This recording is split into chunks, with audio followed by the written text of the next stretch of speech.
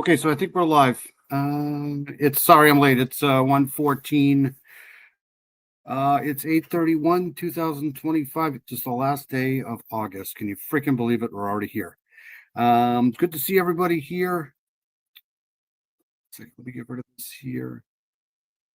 Um, Mustang's here. Hey Mustang, good to see you. Paula's here.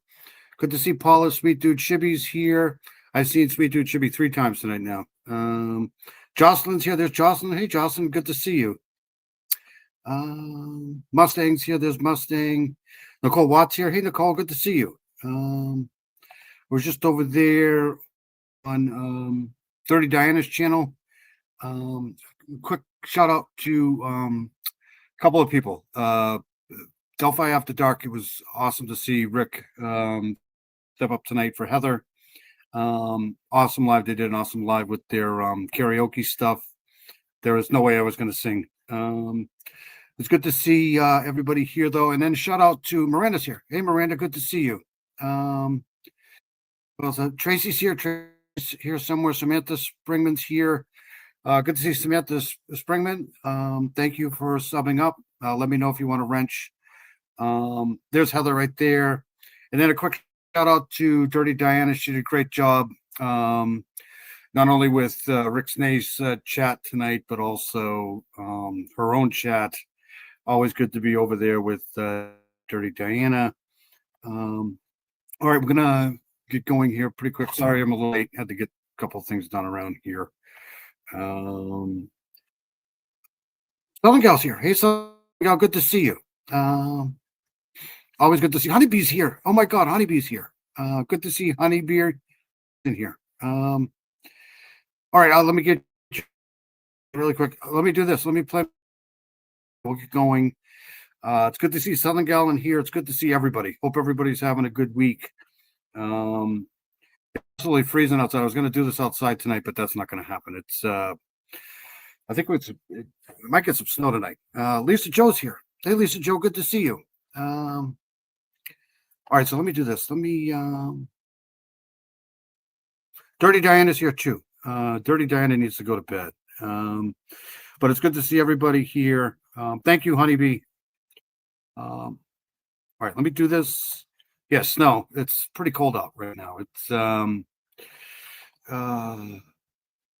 right, so I think I'm going to do this one here. Let me play my intro, and I'll be. You managed to stay awake tonight. Good for you. I'll probably put you to sleep. I'm driving to St. Louis in the morning. I can never sleep before a trip. Well, just drive safe, Lisa Joe. All right, let me play this here, and I'll be right back. I think.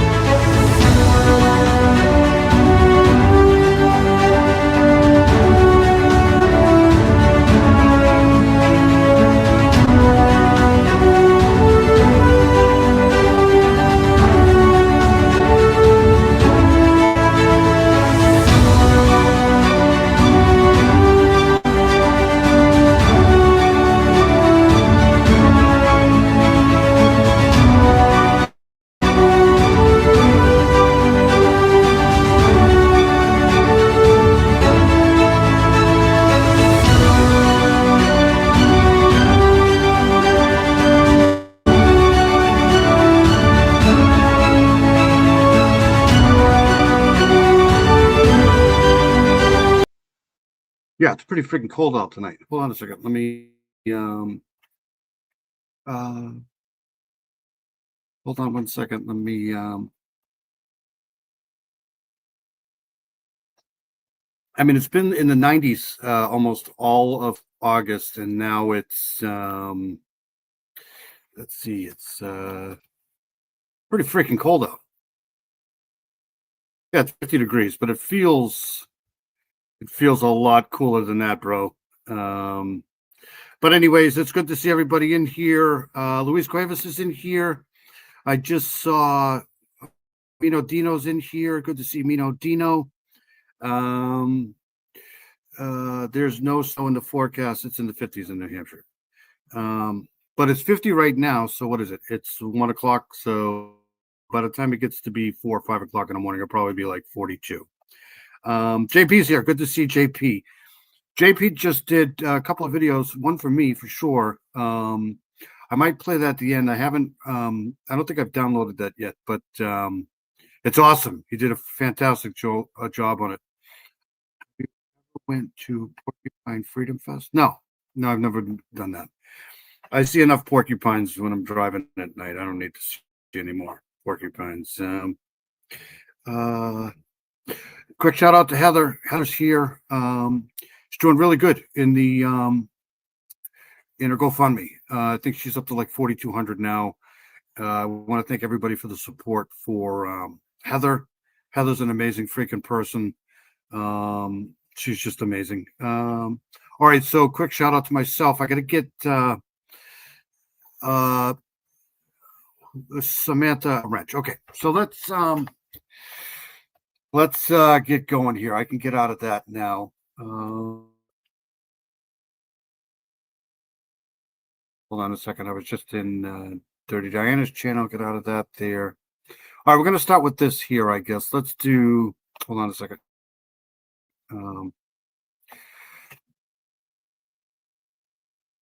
I want to play this here. This is going to be a little disturbing. Last week, let me get rid of my face here. It's going down in the upper 40s here tonight. Feels cold to me. It's freezing out. It's absolutely, I mean, maybe I'm just a baby, but oh, that's what I was going to say. Latoya's here. Good to see Latoya. For those who have channels or know if people have channels, if you notice, everybody's got pretty much wrenches in here. I do that for a reason. If you have channels or know anybody that's got a channel, feel free to throw them in the chat. There's a lot of great creators in here. There's Southern Gals in here. I know Jocelyn's in here. I know Latoya just came in. Dirty Diana, of course. So feel free to throw your chats in here. Paula Fitzhenry's in here. So, like I said, I don't mind, promoting good creators here. There's no pleasing me with the temperature. I'll tell you, I'll take all the heat I can get, to be honest with you. All right, so let's do this here. We did this briefly last week. Remember, we did the New Hampshire thing. And there's, hold on a second here. Nope, right here. Right here. Hold on a second. All right, so we did this briefly last week. We went over the, whoops. All right, let's play this here. So apparently, we went over this last week. Remember the New Hampshire 4 people. Seems like it was a unaliving, self-harming, right? So the 4 people that in the Madbury home, 4 people were unalived. So this is the getting into what actually really happened up there. And I was going to go out there last week, but anyways, New Hampshire mom who called herself a brain cancer wife on TikTok unalived her family after posting an eerie video on a social platform. In Emily Long's last TikTok video, the mother of 3 noted their plans to get together with neighborhood friends that day. The next morning, police discovered 4 members of the Long family unalived in the Madbury home. So this is what she posted. Apparently, she had some sort of obviously a mental breakdown, right? So, so here we go with that. This was done. When was this done? 9 hours ago. So this is the latest on that. To have this life and have absolutely nothing in my control. But no. Disturbing here, I think. one could have predicted the next step she would take, murdering her husband and 2 of her 3 children, leaving behind only one cryptic TikTok to make sense of it all. I have been struggling so much and really depressed and just have really become reclusive. This is Scandal, presented by Law and Crime. I'm Sierra Gillespie.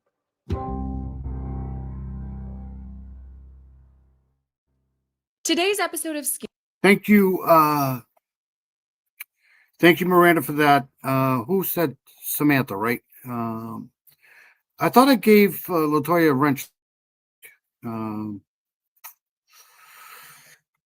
I must be losing my mind. And Luis Cuevas, I know I probably asked you 6,000 or 7,000 times if you wanted a wrench, but I'm pretty sure you said no. So 1 wrench coming up for Samantha. Nicole, go take some pain meds. What's wrong with Nicole? All right, let's go back. This is just really sad. This is a sad case here. Scandal is a really heavy one. Any episode where we have to talk about murder is difficult. But I think there's an added layer when children are involved. And in this case, we have 2 young children who were murdered in their own home.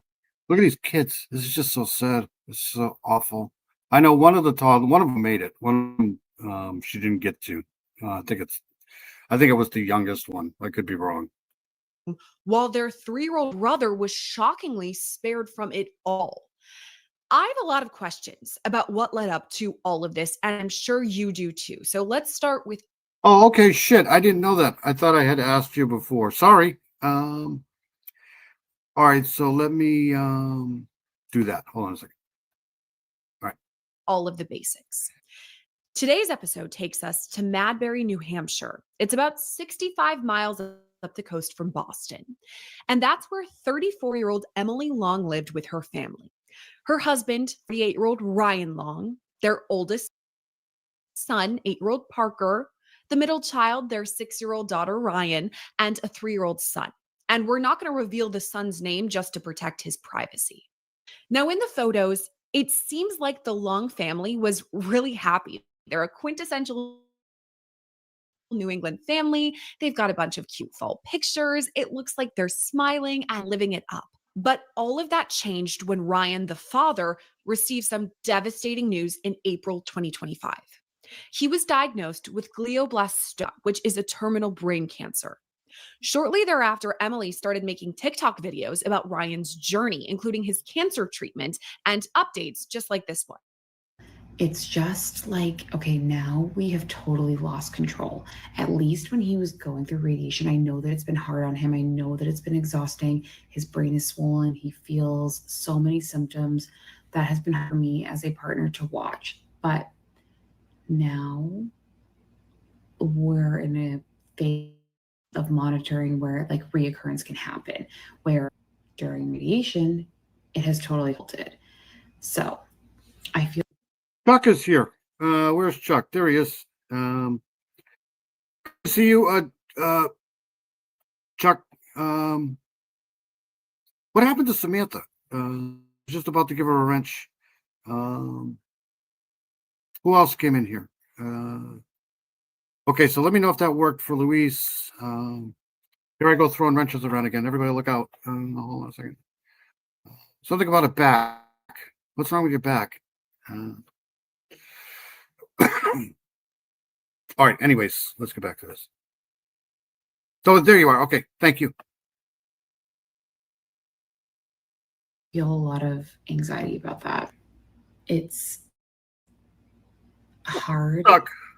to like fathom life without this treatment because we're counting on it so heavily. Like we have relied on this to stop the growth of his tumors. And I can't fathom not having this because it was like our safety net of comfort. So I'm just curious, like, as you move past the standard care, because this is like the first of hopefully. So I'm assuming she recorded this right before she did all of this here. This is just awful. Many, or hopefully none, either a ton, which means his reoccurrences are treatable, or nothing, which means he doesn't have a recurrence. Like those are like my really only two options that I will accept. Throughout it all, Oh. Emily documented how he dealt with the treatment, how he was feeling, and really just detailed their love story. In this particular TikTok, she writes, "Watch me brag about my husband for 7 minutes." But my husband is like processing, but everything, he's listening. Does she look normal right there? Does she look sane? I know looks can be deceiving, but she looks pretty normal to me. Watch me brag about my husband for 7 minutes.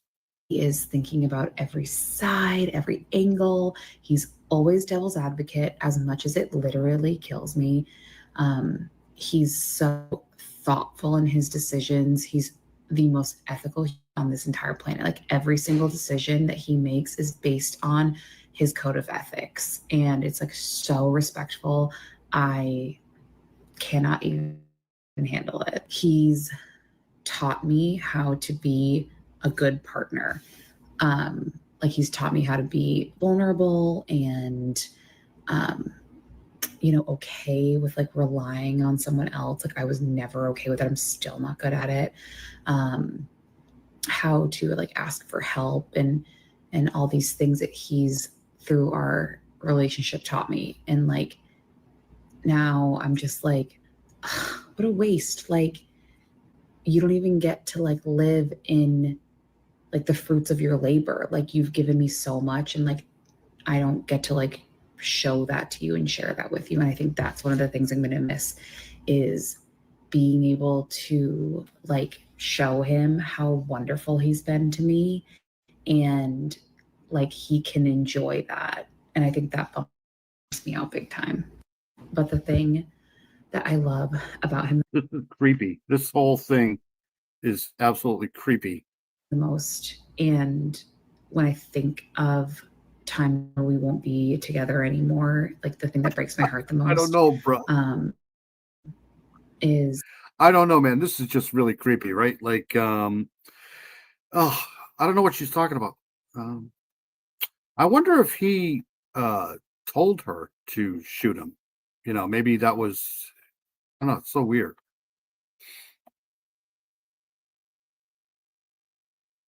like at the end of the night, being together, like either laying in bed or like watching a show or just like hanging out in the kitchen, and me recapping my day.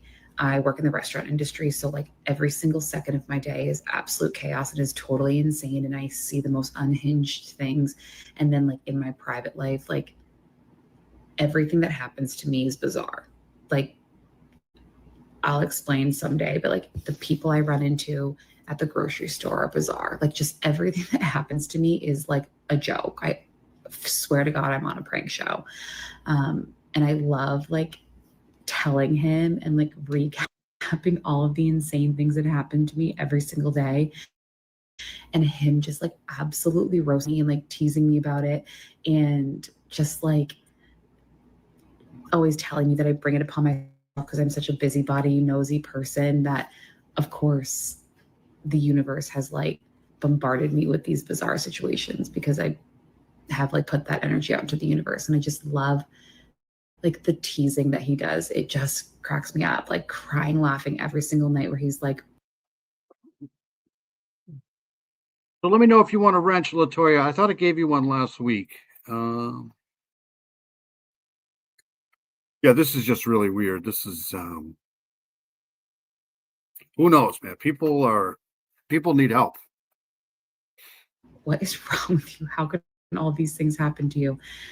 And like that is my favorite time of day, is like sitting down and like going through all that stuff. And it's just like such a bummer that I think that one day that might not be the case. A main focus of Emily's videos were, of course, her family as a whole. Obviously, she talked about Ryan, but also their 3 kids. And she talked about the hard stuff too, like how she told the kids about the diagnosis. We really hashed out like what we were going to say, what we're All right. So hold on a second.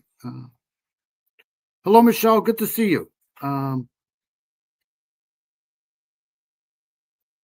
Listening to her is making me twitch. Yeah, this is really sad. This is just because she literally unalived them like the next morning.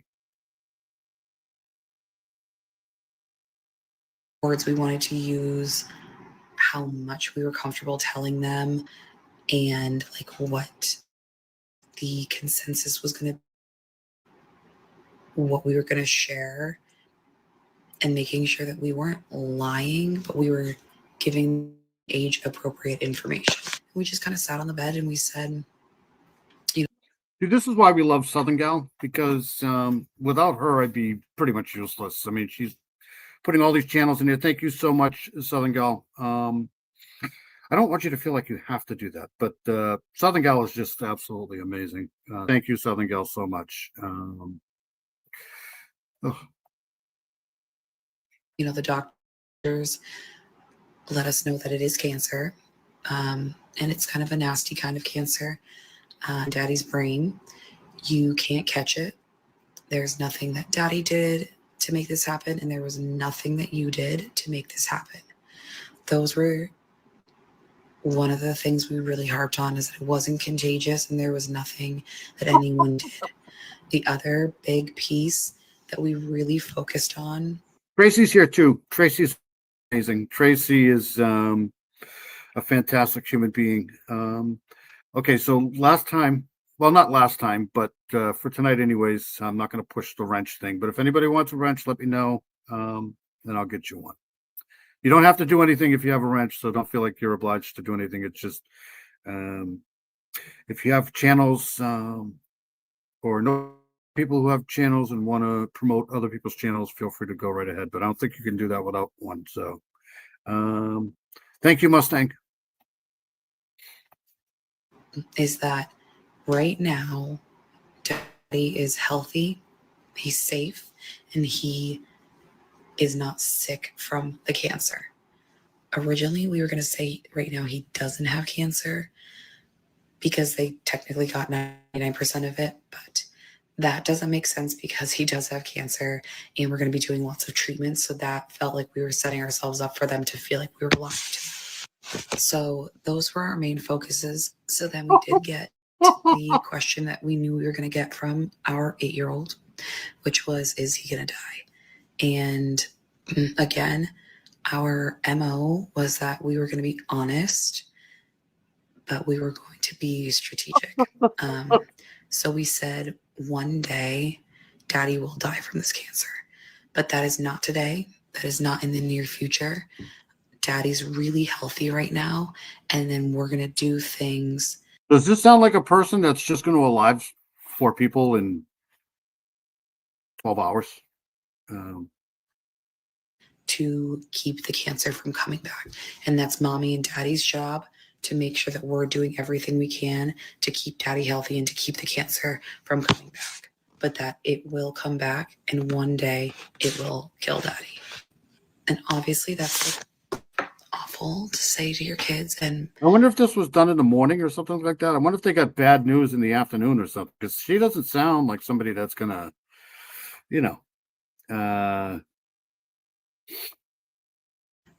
our middle, she kind of got it, but she also was just kind of like, I don't want you to die and I want you to be healthy. Our 8-year-old kind of. Okay, so this happened a couple weeks ago, I think, up in Madbury, New Hampshire. I got something on my actually I was listening to the scanner. And apparently there was like 4 people unalived in a house in Madbury, New Hampshire, and come to find out, this lady here unalived everybody in the house except for, I think it was the youngest child. So 4 people. And this is her TikTok video before she did that. Okay, so. Already, but he handled it well. And Emily's videos took off in a way. She had an outpouring of support, and she even commented on that in some of her posts. We are so lucky to have every single one of you guys and this community. I just am so thankful. I feel no shortage of love and support. And I know that Safe travels, Latoya. Um, I'd like to tell you to get some sleep, but you got to. Um,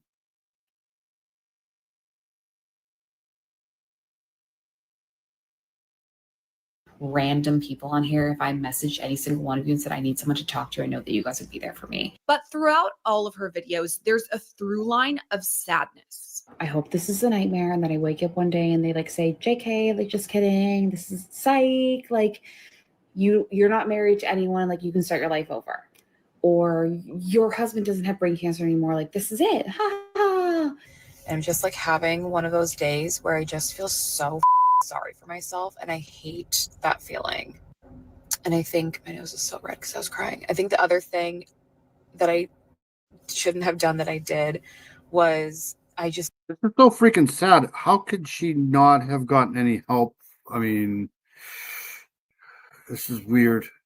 thought about everything, like all the layers of worry, grief, fear, everything. I don't know why I allowed myself to like enter into that zone and like hyperfixate and think about everything. I honestly don't know who's putting this up there. It's got to be her. I think Law and Crime would be doing that. This is just bizarre. Because it's so overwhelming and it like sends me into such a panic spiral. Like I just was, just feeling sad for us. The TikToks also shed a light on Emily's very real struggle. So these are so the husband, this little kid here, and then this little kid here. But I think the young why they're blurting the face out here is for privacy. I think he's the only one that made it. Look at how disguising pictures can be, right? They all look fairly happy here. I don't know when this picture was taken, but this is just awful. With mental health issues. The past couple weeks have put me in like a tough spot. The past couple of days have been really hard for me. And then the weeks prior to me going on the trip were so hard that I was in a really unhealthy space. Like everyone that I see is like, oh my God, you look so amazing. You look so skinny. You look tiny. And like a year ago, I would have gobbled those compliments a spoon. But I do feel myself. So I think I can't be 100% sure on this, but I think she was embezzling like a ton of money from somewhere. I can't be 100% sure of that. I think I saw that she had embezzled like $600,000 or something like that for, I forget what it was now. I got that somewhere, but that could be another reason. Complete. Look at all this alcohol, though. Look at this. This is all alcohol here.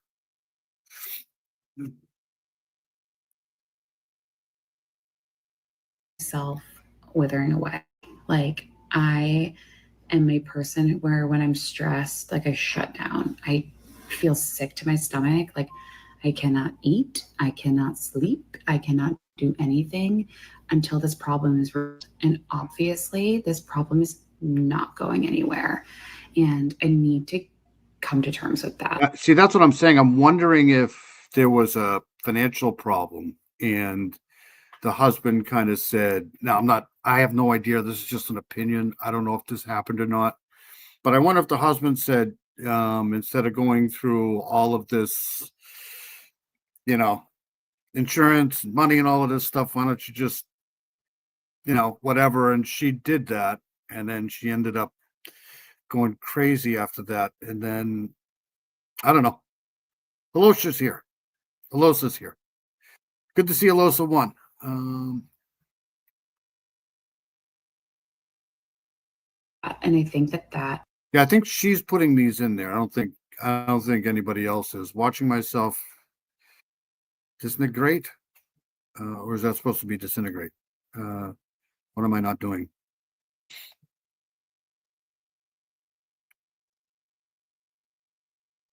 is like, it's just been really hard for me to acknowledge, like, okay, this isn't going away. This is only going to get worse. Like, you can't keep ignoring everything and just think that it disappears.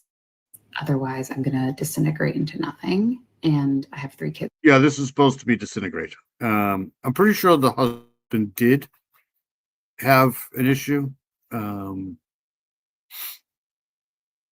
To look after. I'm still in a really tough place. Like, it's not a secret. And I also would never have admitted that, I think, a long time ago. For those who are going to ask, like, no, I'm not in therapy yet. I am just not there yet. I have thought about it. My girlfriend, who is a therapist, is all over it. She's ready for when the time comes and I say, I need you to help me find someone. She will have someone on speed dial. And so I'm thankful for that too, that my village is intense. They're respecting my space, but they have made it very clear. This is just so weird. This just doesn't sound like a person that's going to be doing something like this in a few hours. This is weird. Who's going to be doing what and who's offering me what. And I'm grateful for that too. This line to me, this next one, is perhaps the most devastating based on what we now know is ahead for Emily and her family. And I'm trying to keep my kids in the forefront of my mind of, like, I'm their mom and they need me forever. So this next clip is the very last TikTok Emily ever posted. Okay, I put makeup on and real clothes for the first time. Basically, So this is allegedly the last time she posted anything before she went and supposedly did what she did. makeup since we went to the Cape in July, and real clothes in God only knows how long. So I'm trying to get myself out of this rut. I know that I've said this before, but our kids are definitely struggling. And now I'm to notice some changes in our 3-year-old, which is tough because he's too young for therapy. I know that people are going to say play therapy. We've done that before, and I just don't really see the benefit in it. And he's too young for talk therapy, obviously. But, like, for example, last night he just couldn't sleep. He was up all night long. He was crying. I have no idea what's going on with her. I just don't. I understand a friend knew she was having mental issues and was trying to help, right? I think so. It sounds like she's trying to talk herself into something. That's what it sounds like to me, but I don't know. It's never like that, and I've been starting to notice him stirring more at night and just have a harder time, and it's just devastating. But I am determined to create normalcy. We're going to go down the street to our neighbors who are our close friends with a bunch of our other friends. I don't think that my husband will come. Maybe he will, because it's right down the street. It's just a couple houses down. But it's important for my kids to be with their friends. And I have been struggling so much and really depressed and just have really become reclusive and just wanted to be with my kids and my husband. And Not driving, right? She can't possibly be driving because this is it just me? This is the passenger seat. So who's driving? Right? Does that look like that to you? Like this is the door. This is the passenger seat. So I wonder who's driving. Is that right? Am I right? while that might feel good for me, I don't think that's good for me.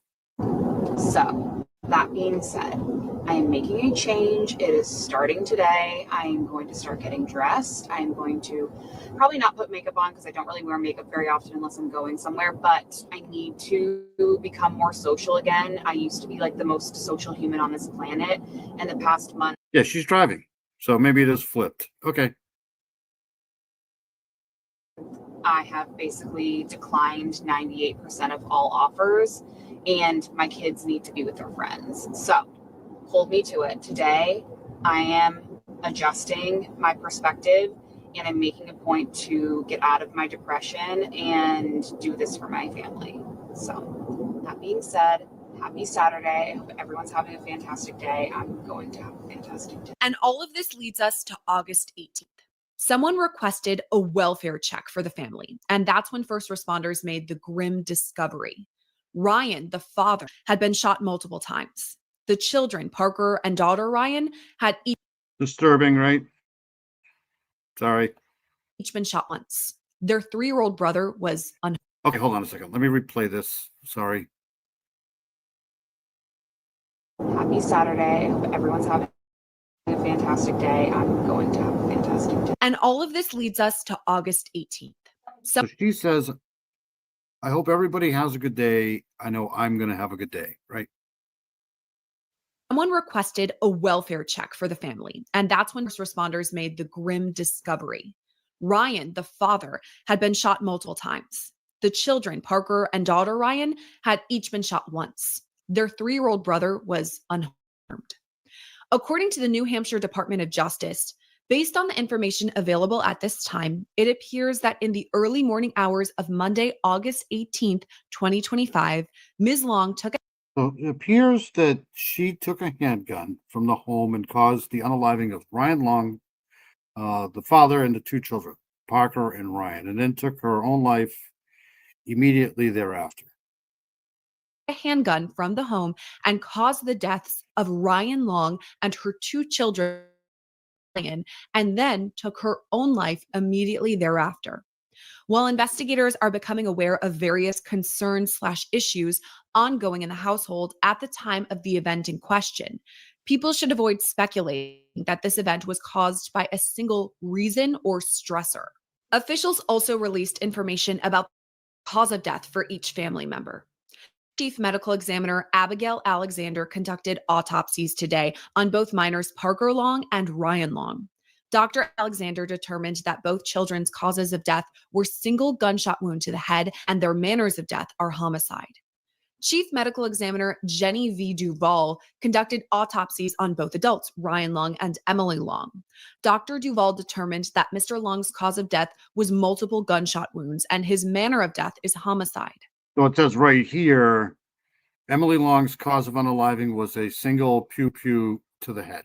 So that would tell me that if he has multiple problems and she only has one, and then they're pretty accurate with this here. Dr. Duval determined that Emily Long's cause of death was a single gunshot wound of the head, and her manner of death is suicide. Now, this is one of those cases where we know what happened, but we still don't know exactly why or what led up to these tragic events, or really what's ahead for the 3-year-old son whose life was spared. And I want to know more. So let's bring on today's guest. It's retired NYPD Detective Tom Verney. Tom, thanks for coming on with us today. And I want to start with a pretty basic question. And I don't think they've said that yet, but I'm assuming it was the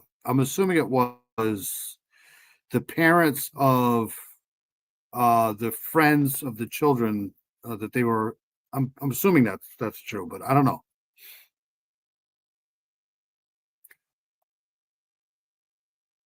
This. I've covered many cases here on Scandal. I know that you have covered many cases for the NYPD. And to me, it jumped out right away that we have a female killer. Is that kind of uncommon? Yeah, thanks for having me on. And oh my God, what an awful case we have here. Yeah, it is a little unusual. It's. I mean, yeah, there are cases where. Yeah. Do you think it's possible that she had some sort of postpartum thing going on? I know. She said that the youngest one was 3, right? Is that right?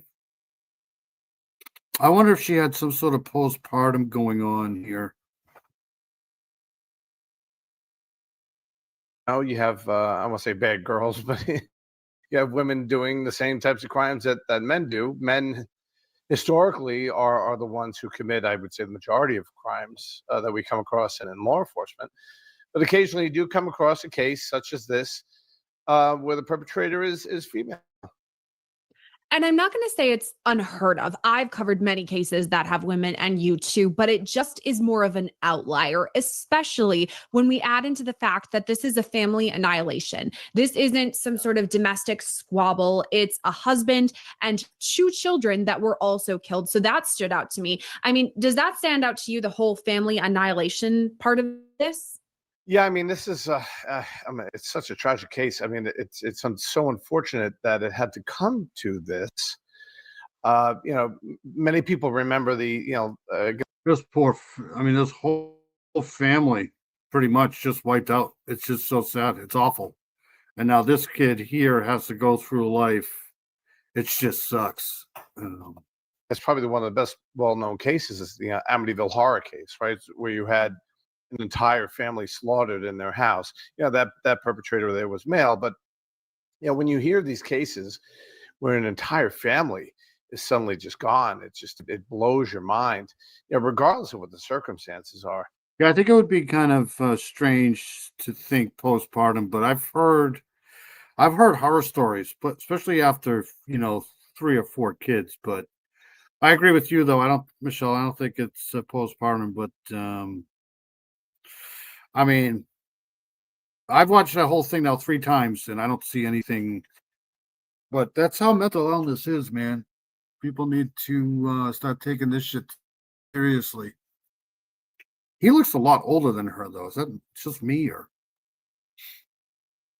It's just tragic to hear something like this, and in a day where this, could this have been avoided in some way? And the answer is always yes. But in this case here, we have a husband, wife, children, with the exception of one. Okay, so while it's rare to have postpartum and it's 3 years, it's not unheard of altogether with the husband having. Yeah, I think it's. Lighting the Way Home is here. Yes, it is the Long family. PJ's here. It's always good to see PJ. PJ has got a great channel. I try to get over there as much as I possibly can. Lighting the Way Home is awesome. This is just awful. We're doing the I think it's probably a combination of things with this here, but she looks happy here. One child who was just suddenly vanished off the earth, and it's just mind-blowing to hear that. I mean, when you're talking about that during your answer, I'm picturing myself, my family, my home, which I'm sure a lot of our viewers are too. Your home is where you're supposed to feel the most safe. The idea of anyone coming in, a stranger off the street, terrifying, but let alone someone who lives among you, who as a mom, took them to and from. The other thing too, I can't get it out of my head here. I wonder if I don't know. I wonder if he might have just said to her, look, because I know there's a story going around that she had kind of swindled some money out of a business that she was working at, something like that. So I wonder if they were having financial issues, and he didn't want to go through the whole.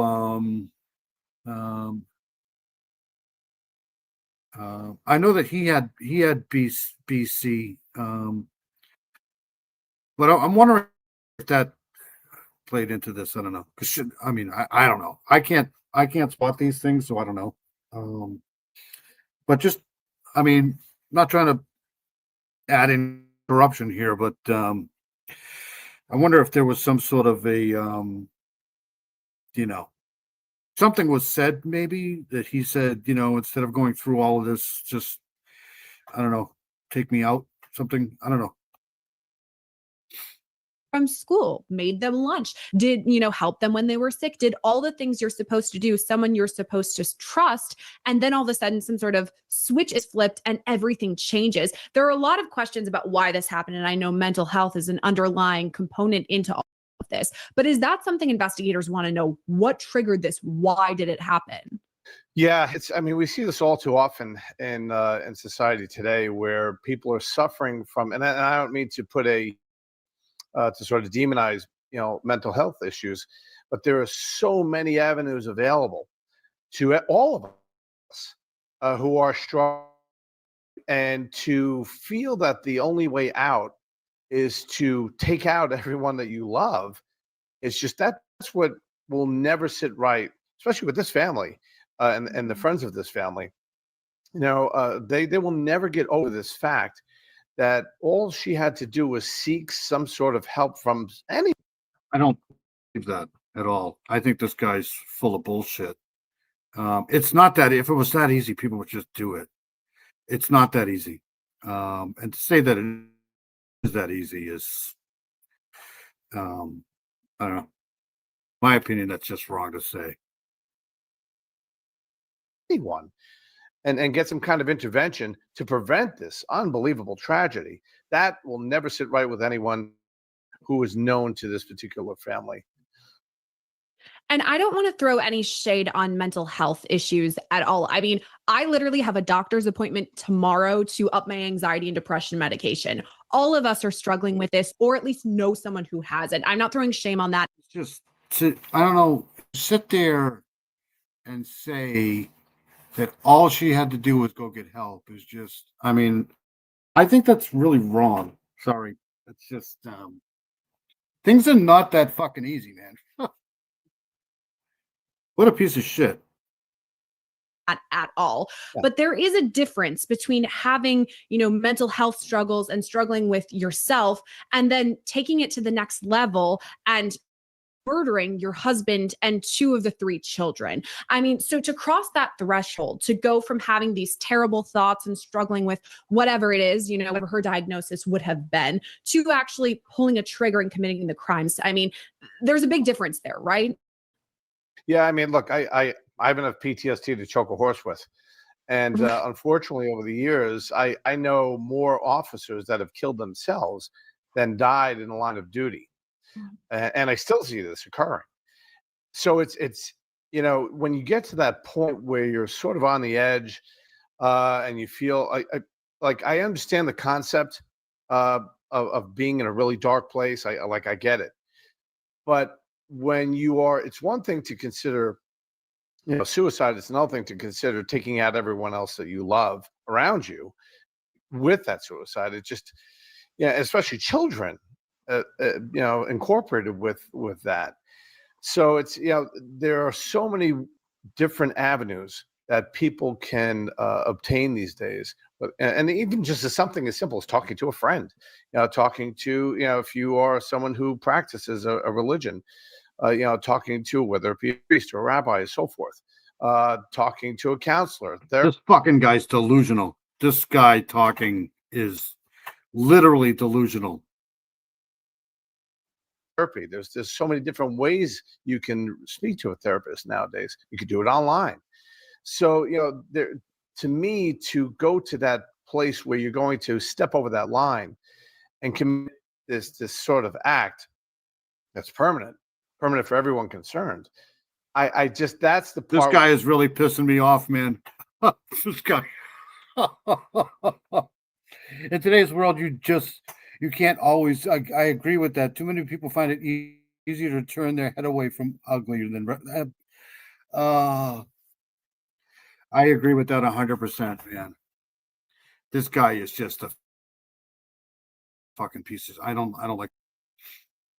Where thankfully I've never, gone to that point where some people they feel there's no other alternative but to commit this final act for yourself and everyone else around you at that point. I mean, you've said it yourself in this interview. This is such a preventable tragedy when we have to talk about almost an entire family dying in one instant. It's just so hard to have to wrap our brains around. And I mean, I get I kind of get the concept that it's, it seems like an easy alternative, right? But you have people that get 6 or 7 different DWIs, right? And never go and get help, right? Like people, these things here are complicated, and to just sit there and say all she had to do was go get, like, this is what a piece of dog shit.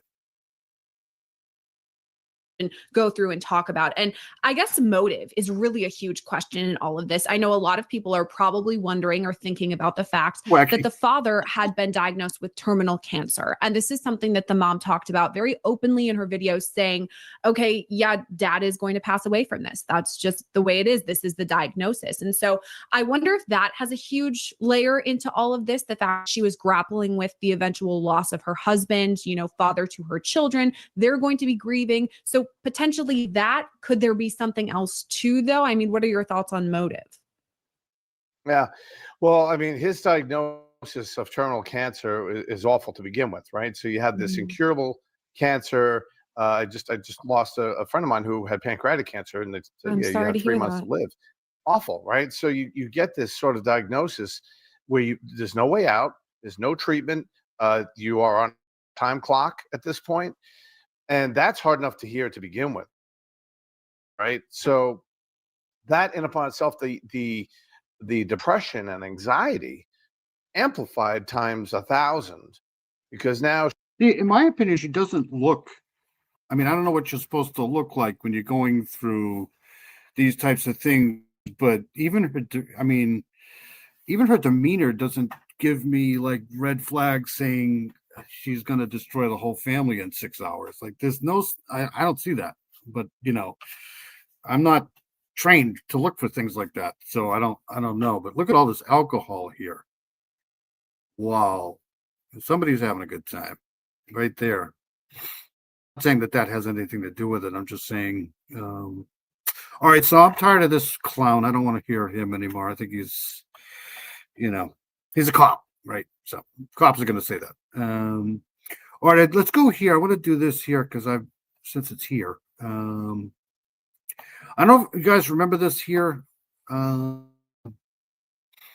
this case here, but this has been in and out of the news at least for a few years now. So this is the case of Noah Presgrove. He was found unalive on the side of a rural, remember, Oklahoma road. His family filed a wrongful death lawsuit.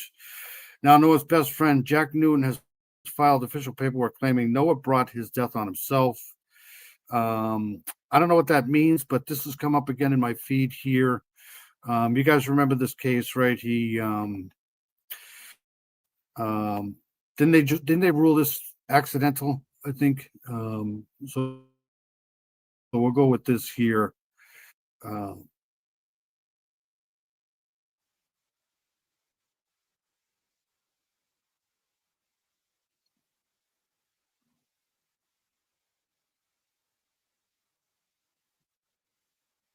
So this is a weird case. I remember this was all over the news. If she was raised to be a mother above all else in a mental break, her twisted lot, let me see this. Logic may be told her that it was the responsible thing to do it. Exactly. They call it, forget what they call it. Isn't this called patricide or something like that? Perhaps the alcohol in a huge mental break. Yeah.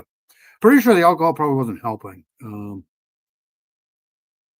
Yeah, I don't think anybody's saying that this was right? It's just we don't know a lot about mental health, man. It's not like we're like experts at this, right? Science really hasn't really come to any real conclusions on mental health these days. We're still way behind the egg ball here. All right, so let me share this here. Hold on a second here.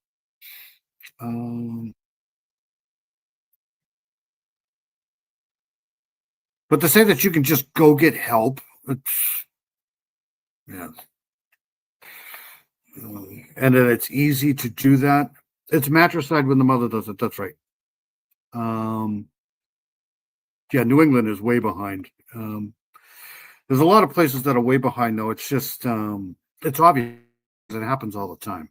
All right, so here we go with this case here. Has filed official paperwork saying that maybe Noah brought his death upon himself. Welcome to Sidebar, presented by Law and Crime. I'm Jesse Weber. Labor Day weekend marks 2 years since a wild days-long party out in Oklahoma came to a sudden halt when one of those partygoers disappeared from the party and was found by a trucker on a rural road not far from the home where he and his friends were celebrating a birthday. We're talking about 19-year-old Noah Presgrove, who was referred to as Noah Nichols in legal paperwork. He was found dead along a highway. This was in Terrell, Oklahoma. He was reportedly in the fetal position, naked, except for a mismatched pair of shoes. Some of his jewelry and even his teeth were scattered nearby. His injuries were shocking, to say the least. His neck was broken. His skull was split open. Many of his teeth were broken. And Noah, who is this star athlete in Comanche, Oklahoma, had graduated from high school a few months before. He was reportedly planning to join the military with his cousin. This is according to family members' interviews with People magazine. He had his whole life in front of him. And now you have this. An autopsy documented Noah's horrific injuries, but didn't provide a lot of information about what could have caused the damage to his body. And despite his family believing that he was beaten to death and dumped along the road, the Oklahoma Highway Patrol is not investigating this case as a murder. They've previously categorized the situation as suspicious in public statements, but Well, can you believe this was that long ago? September 4th, 2000, that's 2 years ago. How can that be that long? Wow. really haven't provided much info at all. I remember this was like front page news. Remember, this was like all over the place. I think this was actually right before the Idaho 4 thing happened. I may be wrong. No one has ever been arrested or charged in connection with Noah's death. And frustrated with this lack of information from authorities, Doesn't it? It feels like it was just last year. I couldn't believe it when I first saw that. 2023. Wow. Boy, am I getting old.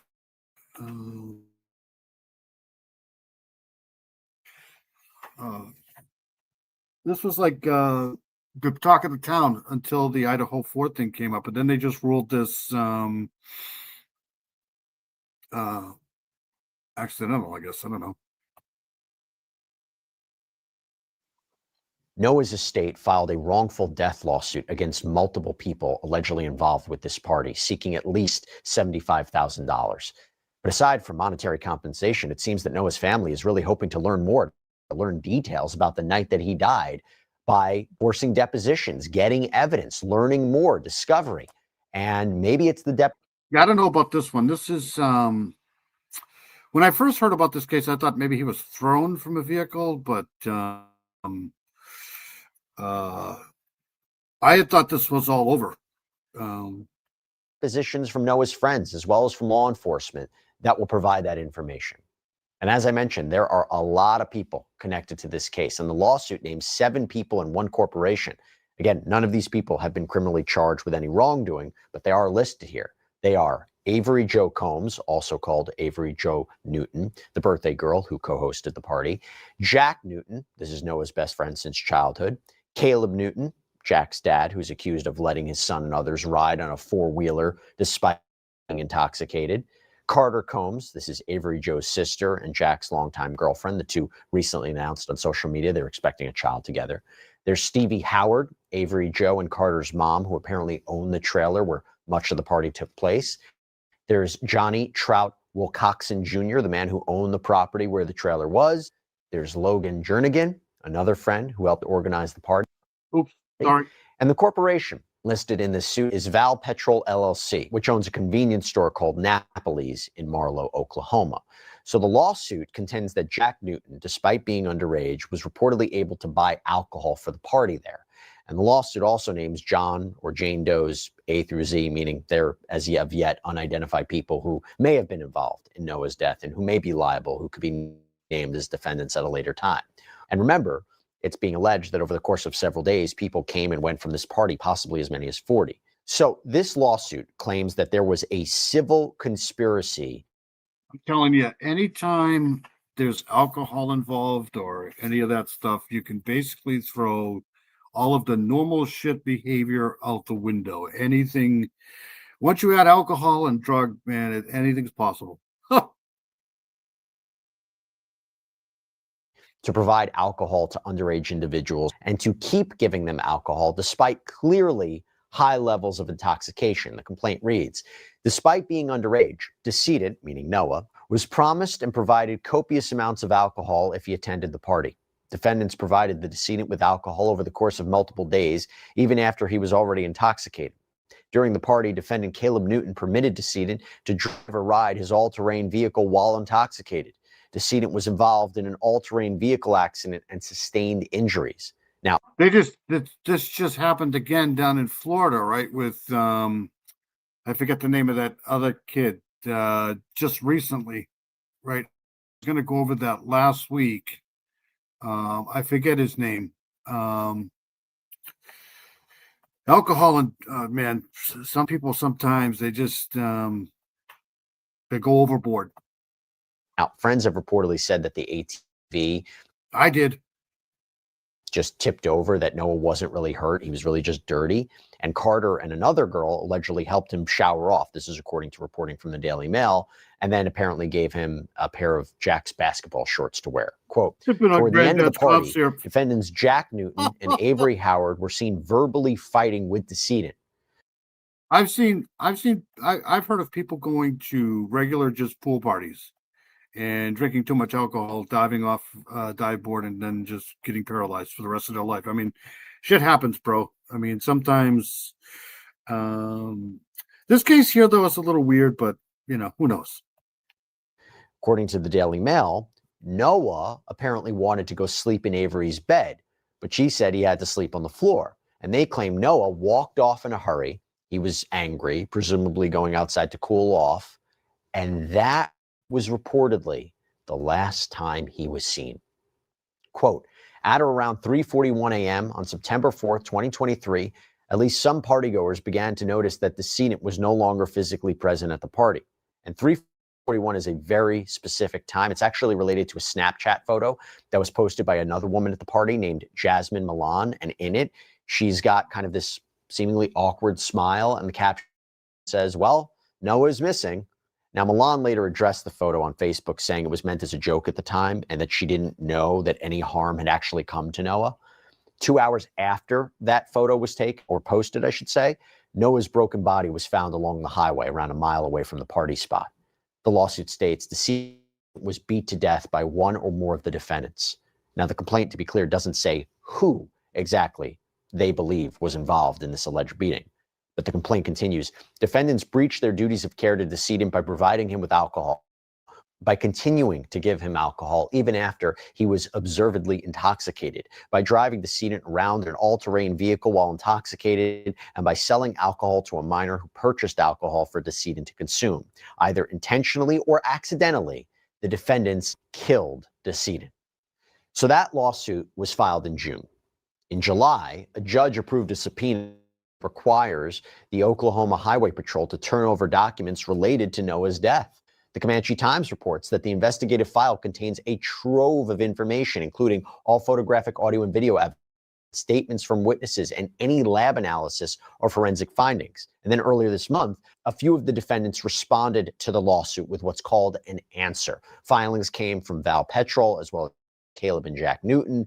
We're going to talk about it because most of the Newton's filings contain, answers to the claims made in the original complaint. That's what you see in an answer. It's like confirming information, affirming it, denying it, saying you need more information. So you kind of see that throughout. For example, the document reads, regarding paragraph 1 of plaintiff's petition, defendants admit Noah Nichols was a resident of Stevens County in September 2023. Defendants deny all other allegations. And they do that for every line in the lawsuit, which takes up almost 11 pages. But at the end of the filing, Yeah, even without alcohol, sometimes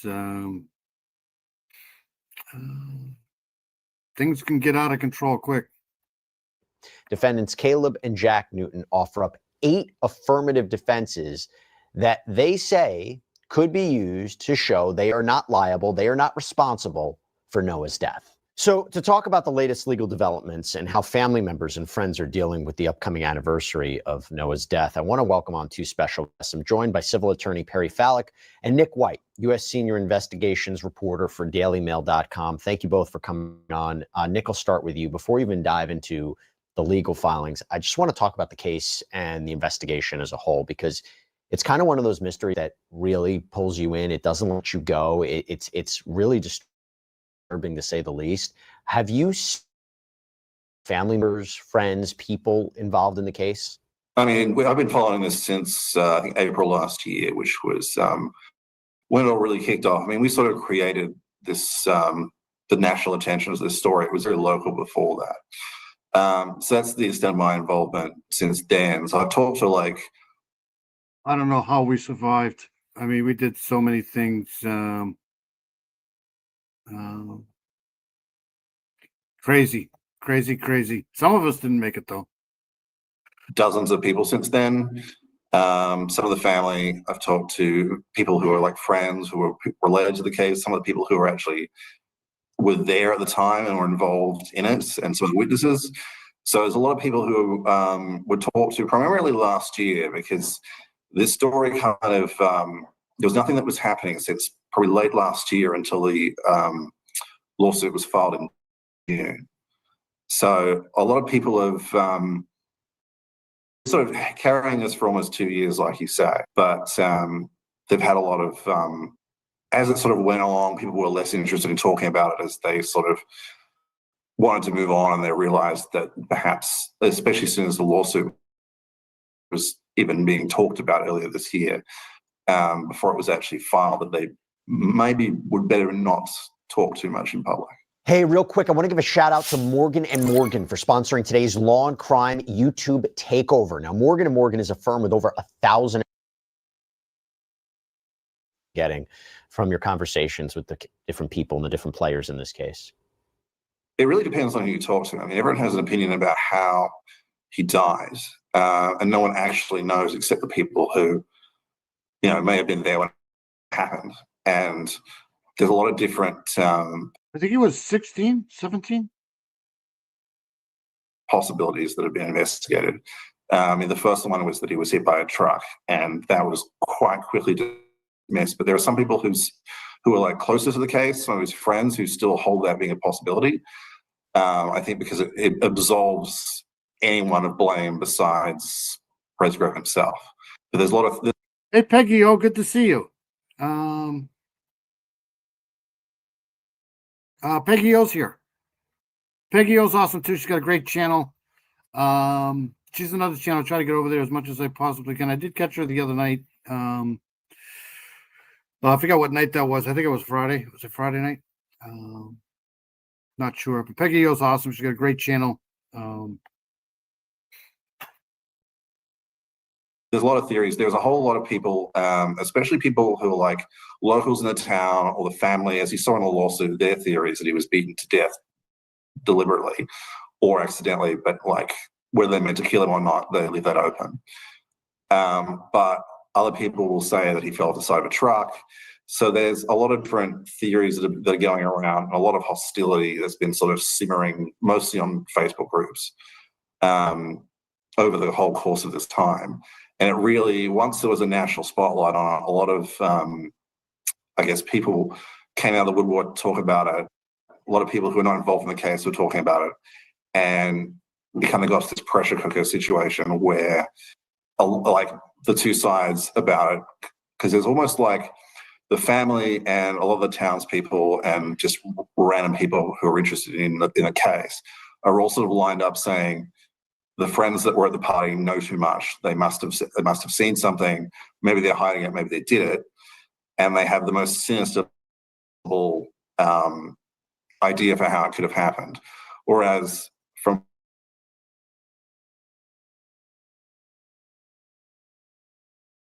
parents and so on, they're all saying, "Well, look, we don't know. We weren't there." Jack maintains he was asleep from say 1:30 onwards, and Noah didn't disappear for another hour and a half, 2 hours after that. And then he found him on the road when he left at 6 a.m. So that's his claim, that he doesn't know what happened, but he can't think of anyone who would have a reason to kill him or even beat him up to the point where he died.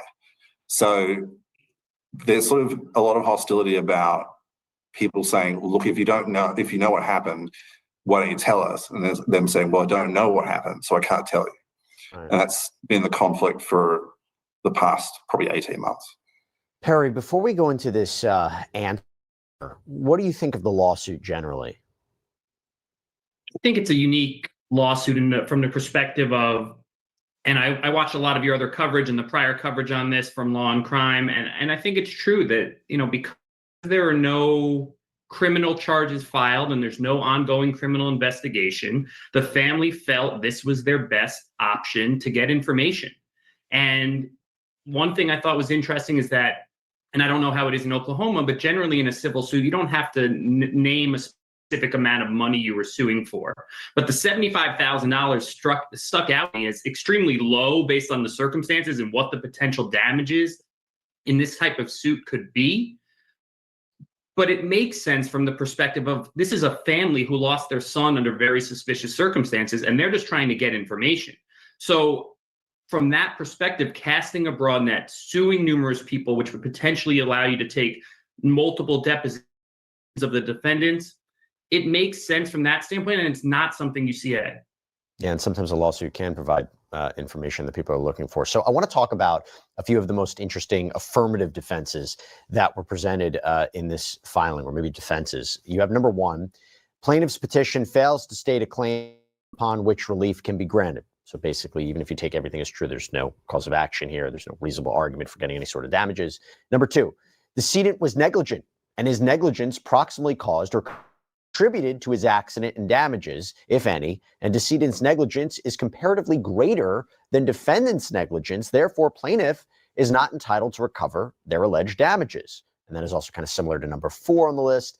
Defendants owed no duty of care to the decedent. Perry, cold when I read it from a legal filing. What do you make of those three defenses? Failure to state a claim, didn't owe a duty, he contributed to his own negligence. Well, first off, I want to make clear what affirmative defenses are and what they aren't. So it could be spun in a lot, and why it is spun this way, and plaintiffs' attorneys will do it. Thank you, Southern Gal. I'm not going to go on too long about this case here, but I just find it interesting that they're doing this now. Too, and use it to their advantage when they can in a high-profile case. But an affirmative defense is essentially a defendant reserving their rights.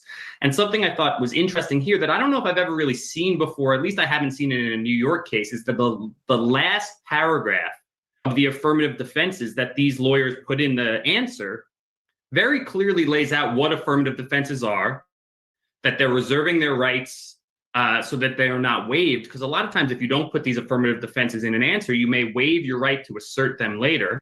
And they state in the last sentence that they will withdraw them at the appropriate time, which would generally be right before trial or after all the evidence has come in. So I don't normally, as a plaintiff's attorney, don't normally like to give a tip of the hat to a defense attorney, but Is JP taking off? Hold on, sorry, I was if you're taking off, JP, thanks for the video. I really appreciate that. I'm going to try to play that. It's awesome though. Good to see everybody in here tonight, though. Good to see everybody. Hope everybody's well. All right, let's go back to that. Have a good week, buddy.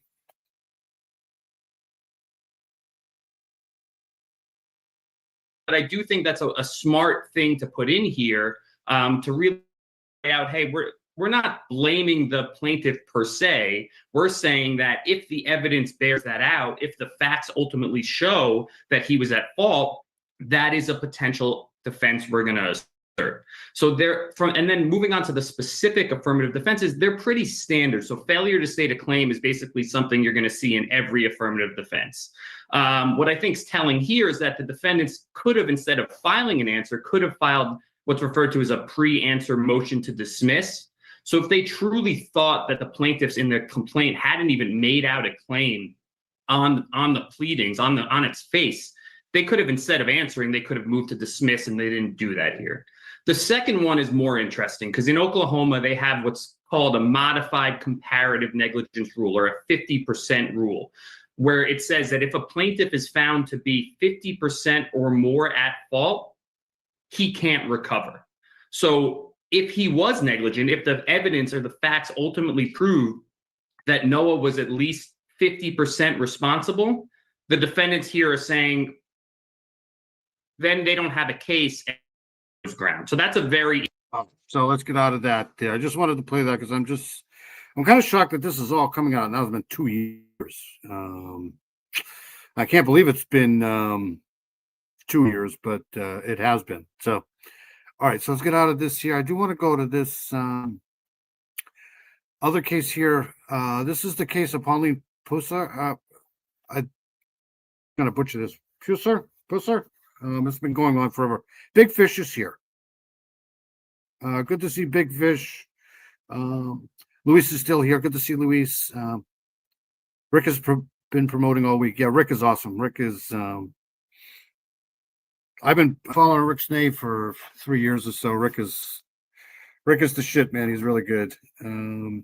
Big shout out to him for helping out Heather for sure. All right, so this is the new information of this. You're talking decades. Okay, 60 years after her death, investigators say there is now a probable cause that former McNairy County Sheriff Buford Pusser murdered his wife, Paul Mullins Pusser. She was unalived August 12, 1967. It's like a month before my birthday. And what her husband, McNairy County Sheriff Pusser, claimed was an ambush on a rural road. So basically, they're saying that he did it now. And this is the press conference here. So according to the Associated Press, Buford, who served as sheriff from 1964 to 1970, gained national fame for his campaign against organized crime and later inspired the film Walking Tall. Remember that? He died in a car crash in 1974, the same day he agreed to appear in the movie sequel. So here's this here. But anyways, findings were announced Friday that after Pauline's body was exhumed last year to be re-examined by the Bureau of Investigations in Tennessee, investigators say forensic evidence, autopsy results, inconsistencies in Pusser's account indicate that Pauline was shot outside the car and then placed inside the car, contradicting claims of an ambush. Among the evidence cited were more inconsistencies in Pusser's statements, ballistic and forensic analysis that did not match his version of events. So he, according to this, he's been lying all along. So let's make sure I'm sharing this and let's go with this. Is the press conference, I think. And I'm going to move this up to here. I get bars in the camera, so she's supposed to work. You gotta love that music. It's low. My camera is low. You do not take this just yet. This is a mic check for everyone who is here today, and we appreciate you being here for this press conference. For the Right here. Got it. Very good.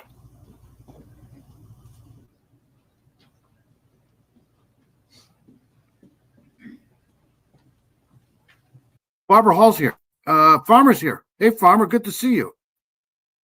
I hope you're well, Farmer. Good to see Farmer. Mustang Live is here. Thank you, Mustang. Farmer's here. Farmer has a great channel. Also, who else just came in? Barbara Hall is here. Barbara Hall, another great person. I'm pretty sure you still have your channel too, Barbara. Always good to see both you guys. Farmer's awesome. Farmer's amazing.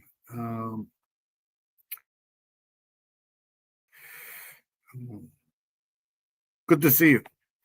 All right, let's do this.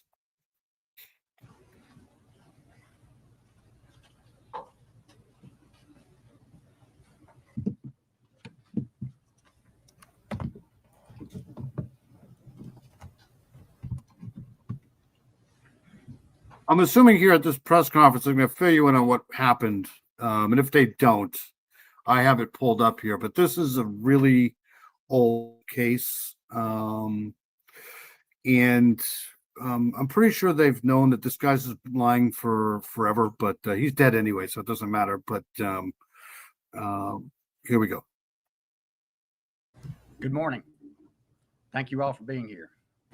I'm Mark Davidson. I'm the District Attorney General for the 20 25th Judicial District, comprised of Hardeman, Fayette, McNairy, Lauderdale, and Tipton County. Do you think it's a bulging disc back problem, or did you just pull your back out, Nicole? This case here is a perfect example. You just can't freaking ever trust anybody, including cops. I want to thank TBI Director Roush and his team, especially ASAC Mike Parson and their investigative partners, for their passion, professionalism, and commitment to the facts. I want to thank our team, Special Counsel Amy Wyrick and Brandy Hitt, Senior Communications Strategist, for their excellent work on this case. And Chancellor Yancey Freeman and his UT Martin team for hosting this press conference and more, which I'll get to. It's been said that the dead cannot cry out for justice. It is the duty of the living to do so. In this case, that duty has been carried out 58 years later. All right, so he's not going fast enough. All right, so hold on one second.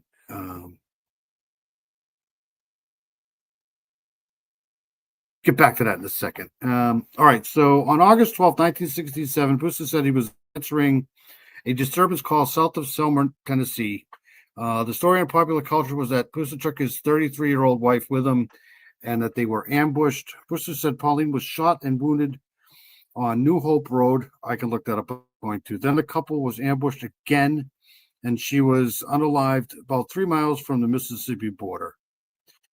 Buford said he was inside the car when he was shot in the jaw in the second ambush. That's him right there. Elam said he believes the TBI investigation will reveal how many times Pauline was shot. Elam also said he believes TBI will examine the blood spatter. Okay, so let's go back to this. I just wanted to give you kind of like a background into the story here. So let's just stop sharing that. And we'll go back to the press conference. Thank you, Southern Cal.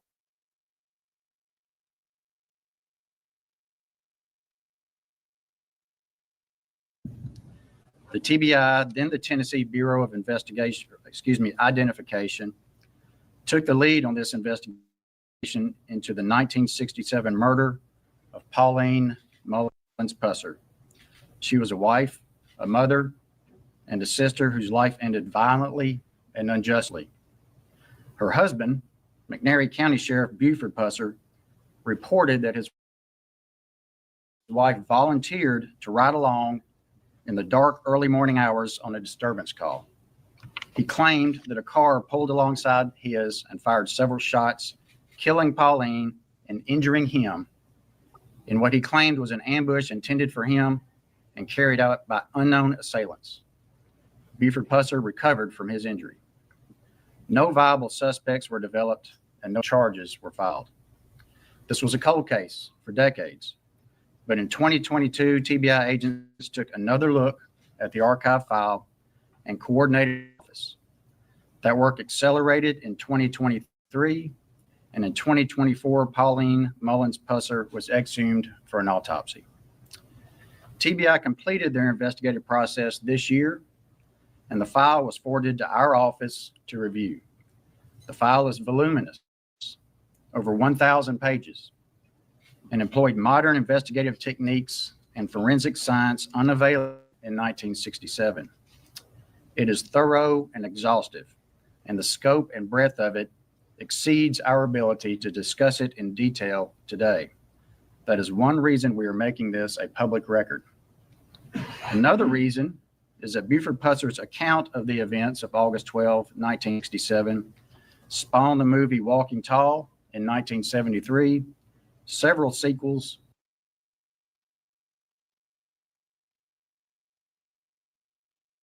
those retellings generated substantial public. What the hell is going on here? That history must be measured against the fact in plain view. Justice for Pauline has been a long time coming, and thanks to all the hard work put in by so many, we're finally able to announce to Pauline's surviving family and to the public that we believe we are close as possible to justice. The case file reveals inconsistencies in Buford Pusser's statements to law enforcement and others about Pauline's murder, including physical, medical, forensic, ballistic, and reenactment evidence that contradicts his version of events. I'll give you several examples. Dr. Michael Revelle, emergency medicine physician and medical examiner, opines with a reasonable degree of medical certainty. So the good news is I usually get 2 days off. This time of the year, it's Labor Day, so I get tonight off, which is my normal night off. And then I get Sunday night off, which is another off. So anytime I have 2 days off in a row, that's good news. But that's what I'm doing for Labor Day. But by the way, happy Labor Day weekend, everybody. We're finally here. But it is the end of the summer, so that does kind of suck. Hopefully I'll be doing a lot of work around here because there's a lot of work that needs to be done.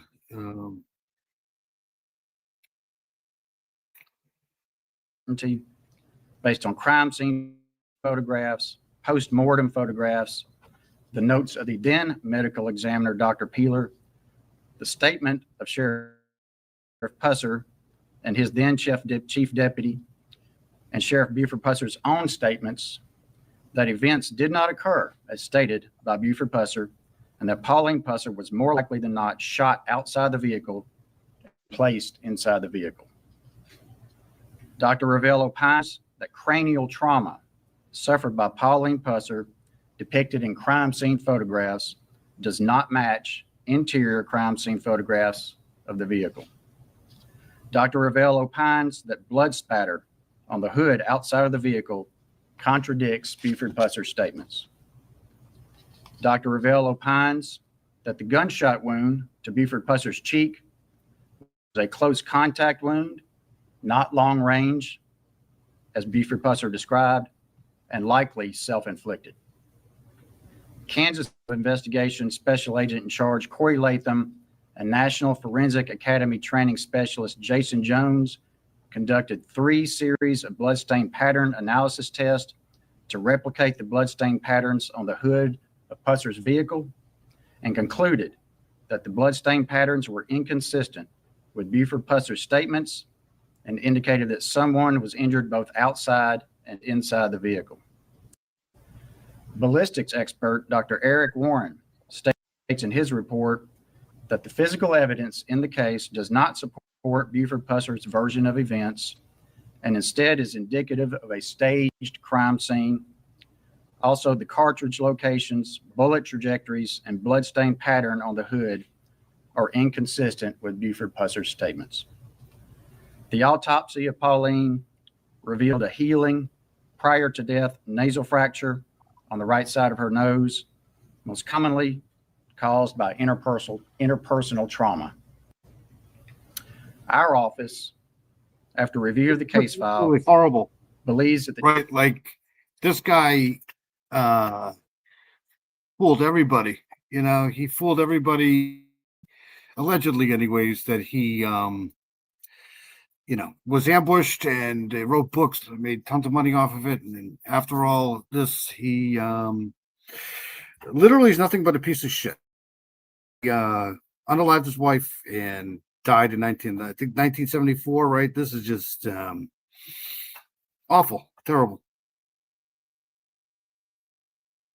TBI has produced evidence sufficient to create probable cause, meaning more likely than not, that would allow us, if he were alive today, to present an indictment to the McNairy County Grand Jury. This came out a few days ago, I think. This has been in the making, I think, for a few months, though. They've been working on this. It doesn't matter. The guy's dead, but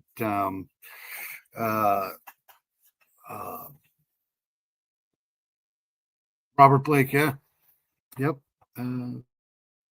Farmer's awesome. For all those who don't know, Farmer's got his own channel over there. Great guy. Awesome lives. Enjoy every live he does. Farmer's the kind of guy he doesn't have to talk about anything at all. Just open up his live. Dee Dee's kind of the same way. She just does her thing, and that's awesome. But Farmer's awesome too. Anytime I can, make a Farmer's live, that's awesome, right? So, yep, Farmer's great. Jury for their consideration against. Strange thing about Farmer Derek is, and I keep going over this story because I think it's kind of funny. There's a Farmer Derek who's here in the chat, right? He's right there. Farmer Derek is right there. And then there's a Derek Farmer. And I knew Derek Farmer first because a few years ago now, had to be more than a few years ago, me and my wife used to watch these nesting birds all over the place. We watched a couple of eagle nests. They have webcams in these eagle nests and stuff. So we were watching this guy. I think he was from Kansas. He had a nest in a tree, an eagle's nest. And then all of a sudden, these great horned owls came in and chased the eagles away, and then they made their nest. So we watched this guy all year with these great horned owls with their owlets for grow and everything. It was awesome. And then I saw Farmer Derek. I think it was in a sleuth chat or it might have been a Kristen chat, and I'm like, hey, Derek Farmer, and it wasn't Derek Farmer, it was Farmer. But anyways, it was so funny. I couldn't believe there was two of them. But anyways, all right, let's get back to this. Enough of my shit. Buford Pusser for the murder of his wife, Pauline. That obviously cannot happen. Or anything but herb. But there is probable cause to believe that Pauline's death. It's just one of those stories, man. I had an owl experience. That's too funny. That's funny shit right there, man. Oh, Was not an accident. They don't let me out often. Once a week, I think, is enough. Not an act of chance, but based on the totality of the TBI investigative file, an act of intimate, deliberate violence. Because the file speaks so strongly with its evidence, and because the case is of such public interest, we invite you to review the case file for yourselves. Were he alive, Buford Pusser would, like all of us, be presumed innocent until proven guilty. TBI investigative files are confidential under state law with very limited exceptions. Thanks to the excellent investigative work by the TBI and the public. Thanks, bud. Interest and historical significance of this case, our office, along with the TBI, made the decision to make this file a public record after. It's that Steve guy, right? That Steve guy is just, he's just a great guy. He got us all involved in this shit, right? Like, we didn't want to do this, but because of Steve, here we are. It's his fault. All right, let me get rid of my face. Walking tall killed his wife. Exactly. Closure by the TBI. We also made the decision to transfer custody of the file to the University of Tennessee at Martin, which has campus centers in our district and West Tennessee. It's almost like, if you're like, I do a lot of history, especially British history, English history, all the way back to the Norman conquests and the Anglo-Saxon kings and stuff like that. But, once you watch Monty Python, the Holy Grail, right? You can never watch that shit anymore because it just, they ruined it for me. It's just,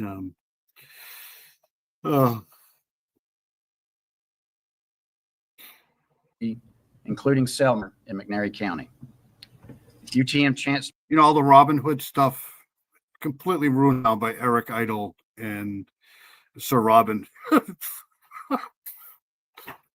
Yancey Freeman and the University of Tennessee of Martin have generously agreed to serve as the long-term custodians of the investigative file.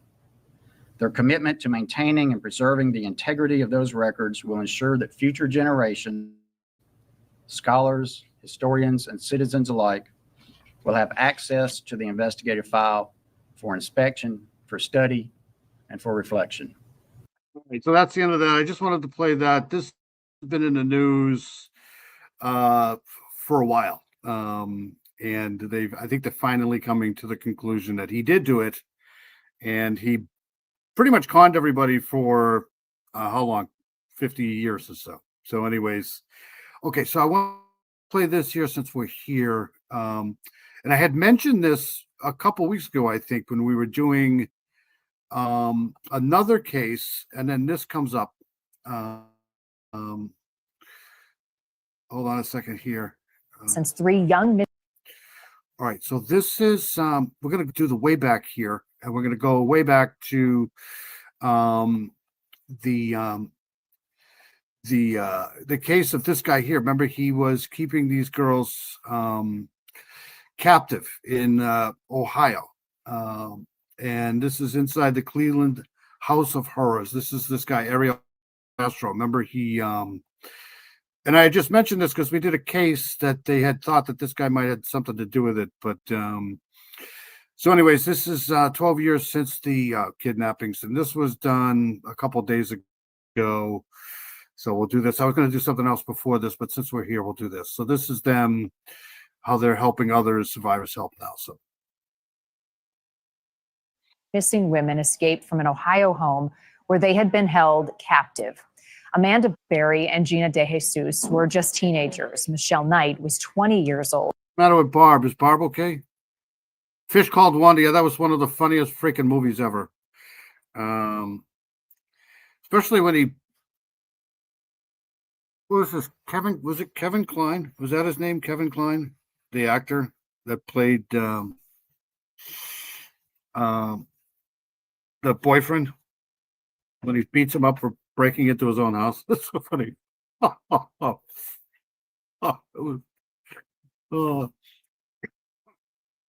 Is Barbara okay? Missing the boys these holidays are rough.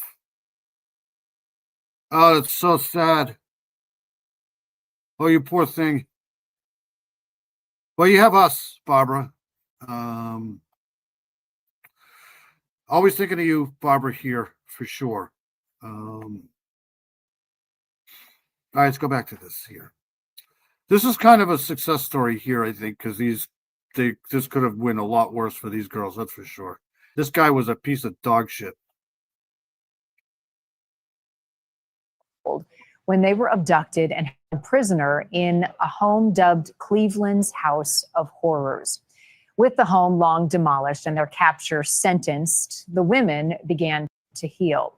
In this week's Missing series, we're taking a look at what has happened in the passing of years and the contributions these women. You guys remember this? This was, how long ago was this now? This is a decade ago, I think, or so. A few years anyways, at least. This guy was, the brutality that these girls went through is just amazing. How they survived, I don't know.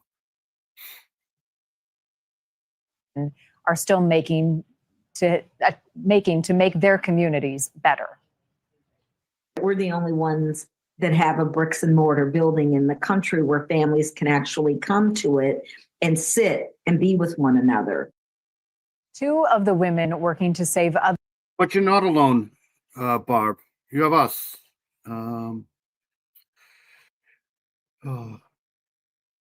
We love you, Barbara. Their missing children and adults, and the third started a charity. Their inspiring story of purpose and how they're doing now, straight ahead.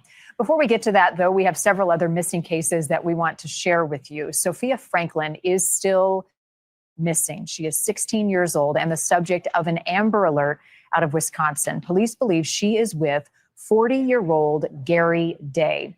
Sophia is pregnant, and authorities say Day is the father. The two. They're still going on? How come I don't know about this? Sophia Franklin. Is this still going on? Does anybody know? Missing Beaver Dam, Wisconsin. Did I go over this? They are believed to be traveling in a black 2014 Buick LaCrosse sedan in Pennsylvania license plate.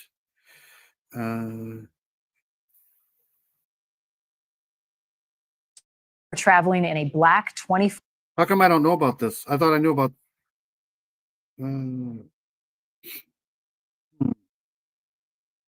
14 Buick LaCrosse. The license plate of the vehicle is changing. It could have Arkansas plate BBR201. They found her? Oh.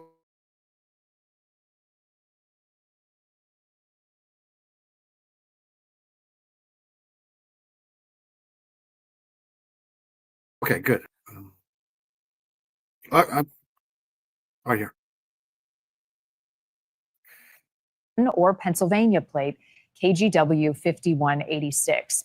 Day has a history of harming children, according to court records and reported by the Milwaukee Journal Sentinel. If you see. Thank you, Southern Gal, for letting me know that. I thought I did something on this a couple weeks ago.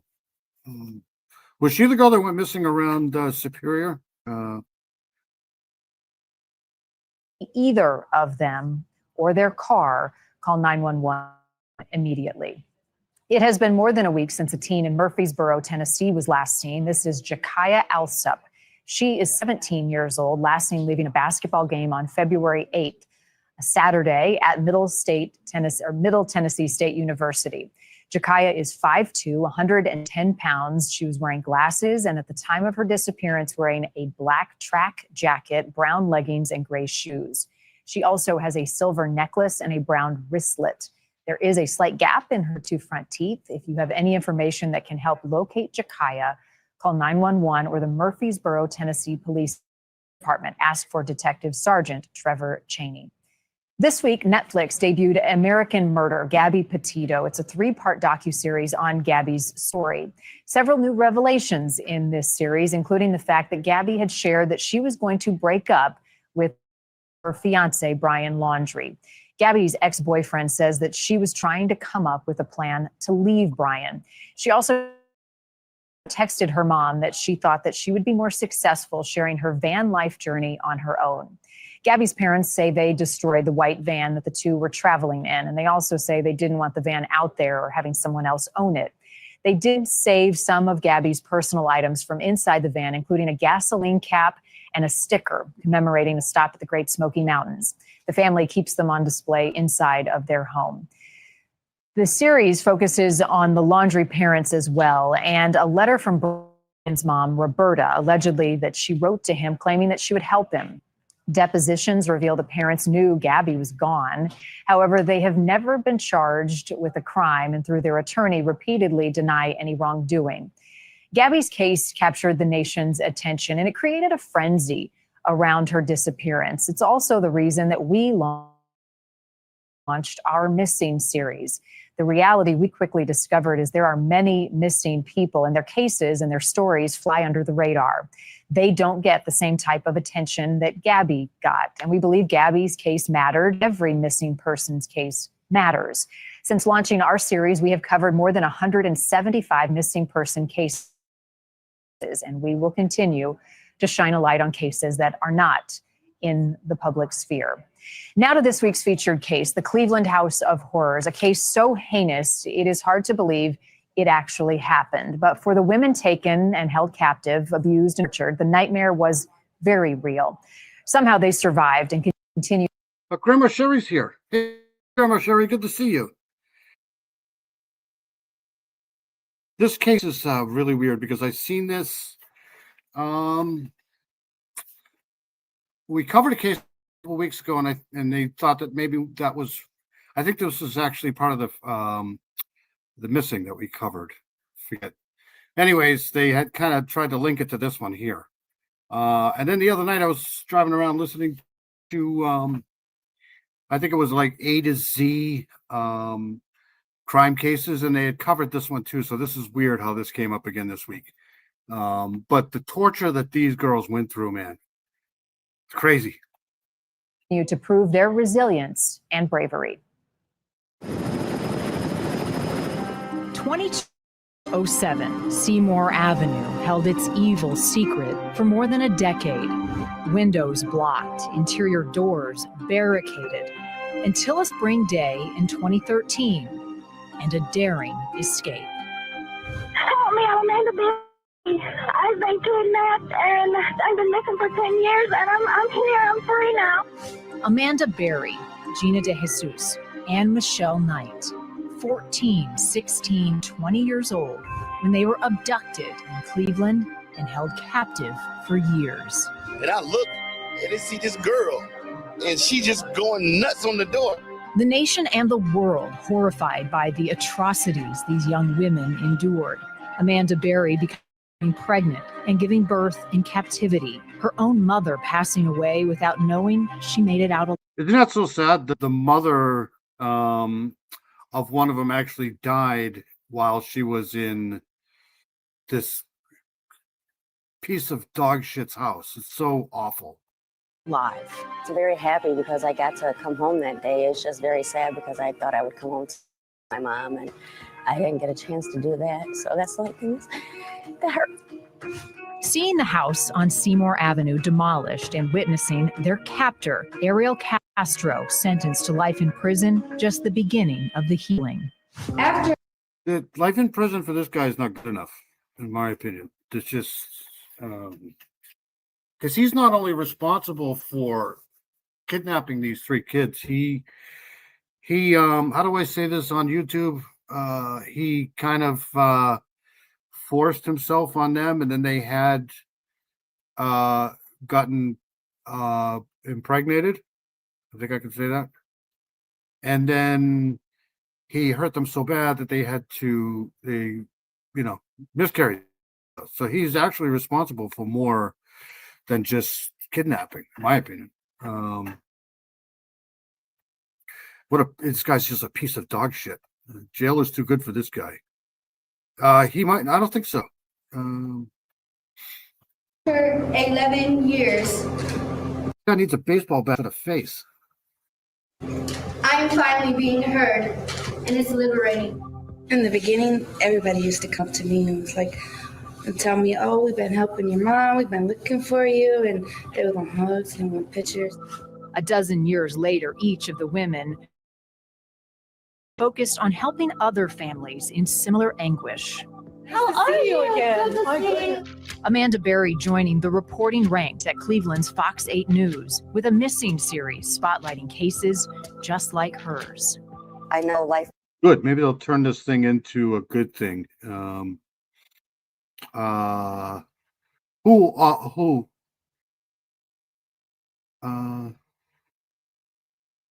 The guy Amanda met first was eating McDonald's. Did he unalive himself? I didn't know that. She offed himself? Oh, good. Charles is here again.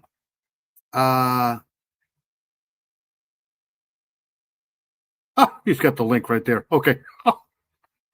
Who is that guy again that was that SKer that I keep asking you about? Gibson, the guy that unalived that girl on the trail there up in, was it Georgia? Gibson?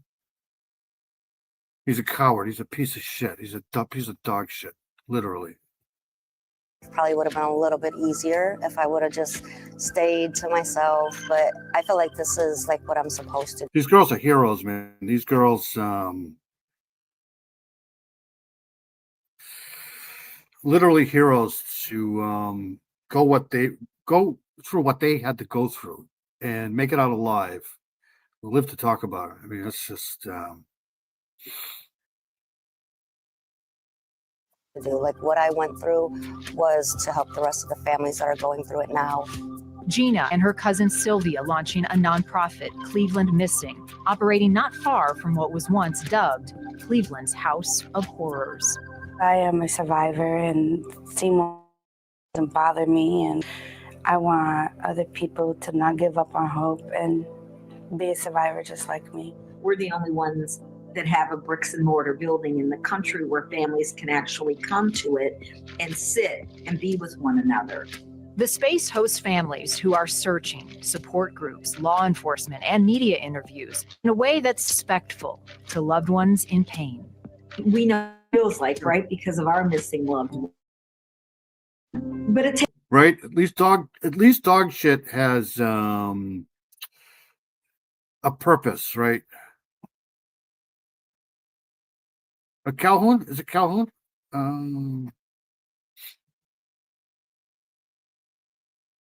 Maybe. It could be. Thank you. Again. I gotta write that down. takes time, you know, even if the person's been missing for 24 hours, if it's a kid or an adult. I always say life really is never the same. How could it be? Sonny and Cody. Michelle Knight, now known as Lily Rose Lee, is married and has built her own nonprofit, caring for injured animals. God put me on this earth to connect humans and animals in a special way. Always believe in hope. The National Center for Missing and Exploited Children giving Amanda and Gina its Courage Award when they marked 10 years of freedom. All three women turning a horrific tragedy. It's good to see Grandma Sherry in here. It's good to see everybody in here. You guys are all awesome. I appreciate every single one of you for coming in and listening to my bullshit. Not a little dog like a rat terrier or something just for company. I can't have a big dog. You can have my dog. Of course, my daughter probably wouldn't let you, but the trail murder, yeah, in Georgia. Yes, thank you. I'm going to write to him, I think. Into selfless service. I think that you can let it unravel you, and it's okay if it unravels you. You don't want to do anything. These three women just decided that they were going to deal with their trauma this way. But there have been many people who've been abducted, it's been a big story, and they go away into the quiet and lead a very quiet life. And I think that's okay too.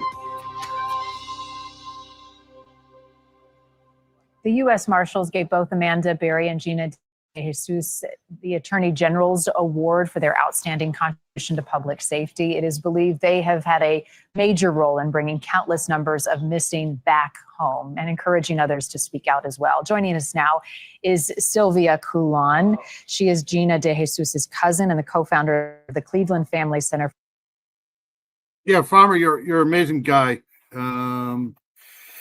I've been reading some of your stuff lately. You're an awesome guy.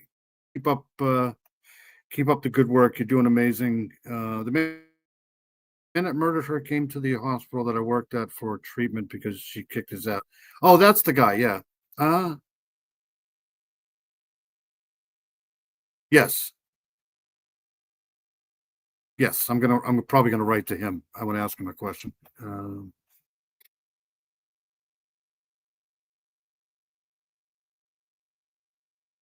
For Missing Children. Also, John Bischoff, Vice President of the National Center for Exploited and Missing Children.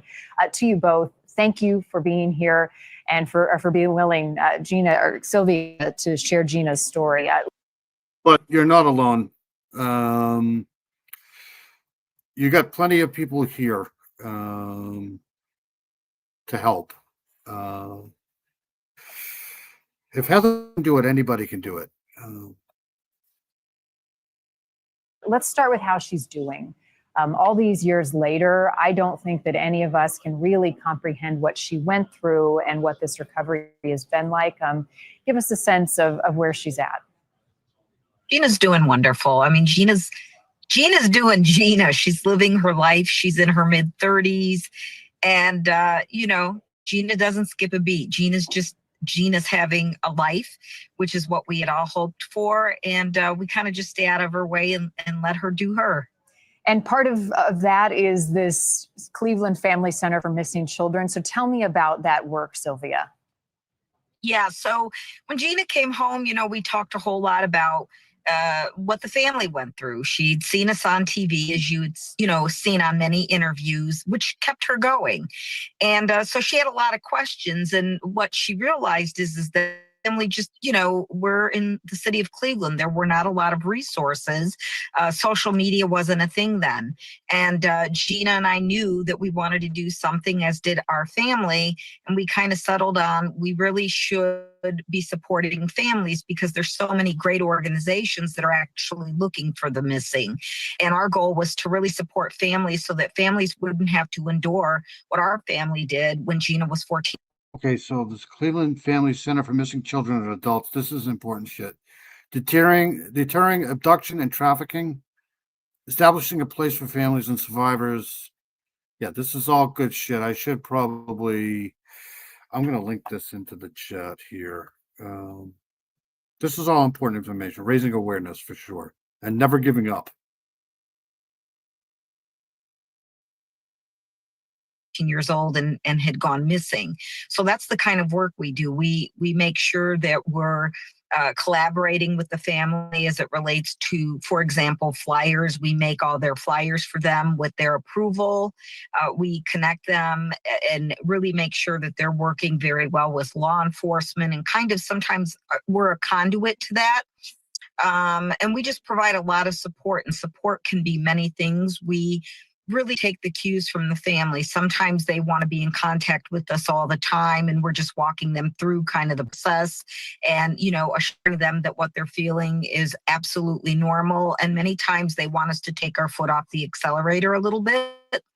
And then, of course, we make sure that we're doing a lot of work with the community, and we do a lot of work with law enforcement as well, making sure that we're staying engaged with them and how do they work with families of the missing. So we're doing a lot of work in our little organization.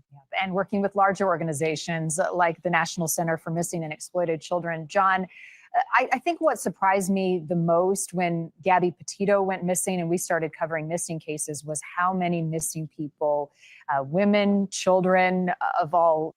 So when I got into this probably 4 years ago or so, technically getting into it, where I was, going over, especially the missing. It's amazing how many missing freaking people there are in this country. Anywhere, in any country really, but specifically in this country. I mean, you can go to any state and find hundreds and hundreds of missing people, literally. And it seems like for every one they find, there's 10 more, and it's an ongoing cycle. And that's not to mention all of the indigenous missing people, not just kids, but just missing people. And then you go into other, subgroups and stuff. It's just absolutely freaking amazing how many missing people there are. And that's just the missing. Now there's all these cold cases too that it's absolutely insane. I could do lives every single freaking day, 10 missing people a day, and still never have enough. It's just sad. It's awful.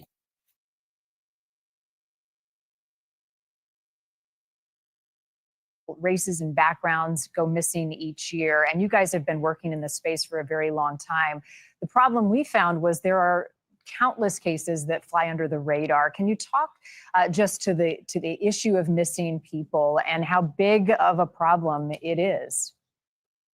So absolutely. And we've been, the National Center for Missing and Exploited Children has been around since 1984. We've just passed our 40th anniversary of doing this type of work. I can say over the years, one of the biggest challenges we have is community engagement.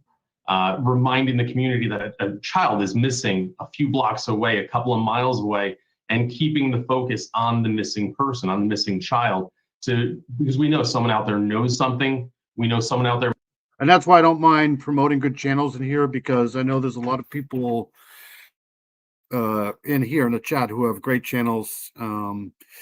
Southern Gal's one. Southern Gal does an amazing job on the missing. She does the Monday missing every Monday. I don't want to put her on the spot, but she does a great job with that. There's Arctic Fox, there's Doodlebug, there's PJ's in here somewhere. She was anyways. A lot of great creators that do a lot of good work on. So Amber Alerts in 2023, 185 Amber Alerts issued, 299 children involved, 180 cases of recovery, 49 direct results of an Amber Alert. So this shit works here. This Amber Alert stuff, you just wish they do it more and just stop asking questions and just do it, right? But it works. There's plenty of evidence to show you that it works right there. There might have that tip, that lead that might just push this case over the edge into a recovery. That's what we're looking for every single day that we do work. And one of the questions I often get asked is, have you had families reunited? Have you found some of the missing people that you're looking for? I wish in every case that we did, we have some success stories and positive outcomes, and in others. Southern Gal's got she's doing, Miss JC Ann's here too. JC Ann's got a great channel. Cases from Wyoming. So Southern Gal's covering cases from Wyoming on Monday. Be there or be square. Big Fish is here too. All right, sorry. 28,886 reports of missing children. This was, when was this? Reports of missing children, National Center for Missing and Exploited. This is just insane. 88%. 9 times out of 10. I mean, I think it's like 8 times out of 10 or something like that. 8 or 9 times out of 10. When people go missing, they're found within 24 hours, 48 hours or so. But a lot of them don't make it back. So this is important here. We have closure for families who had no answers and now know at least what happened or where their loved one is.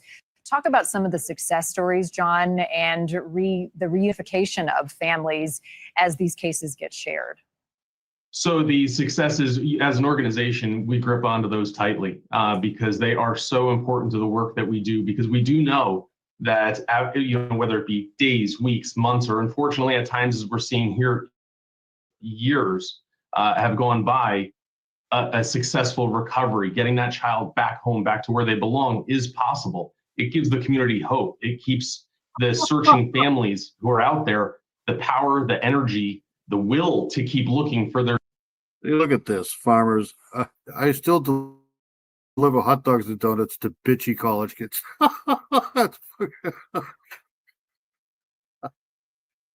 Zero fault accidents.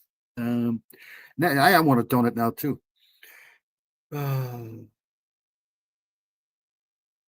And like I said, feel free to throw all your chats in here, all your channels. Their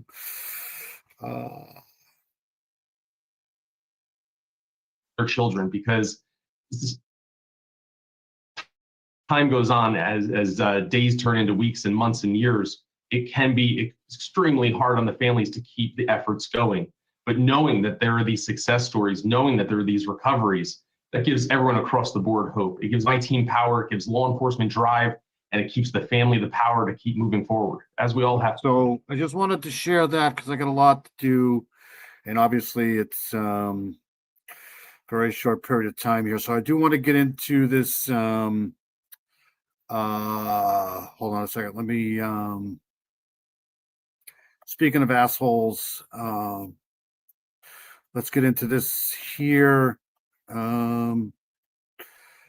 Okay, so this is the case of Emmanuel Harrow. Am I saying that right? Harrow. New revelations. We know that we covered this, what was it, last week, I think. New revelations in this case of the missing Southern California whose parents have been charged with his unaliving. Why authorities now believe the 7-month-old child was unalived from abuse weeks before his parents. And I have a lot to say on this case here, but I'm going to leave it up to, as we play it along here. But this is the Emmanuel Harrow case here.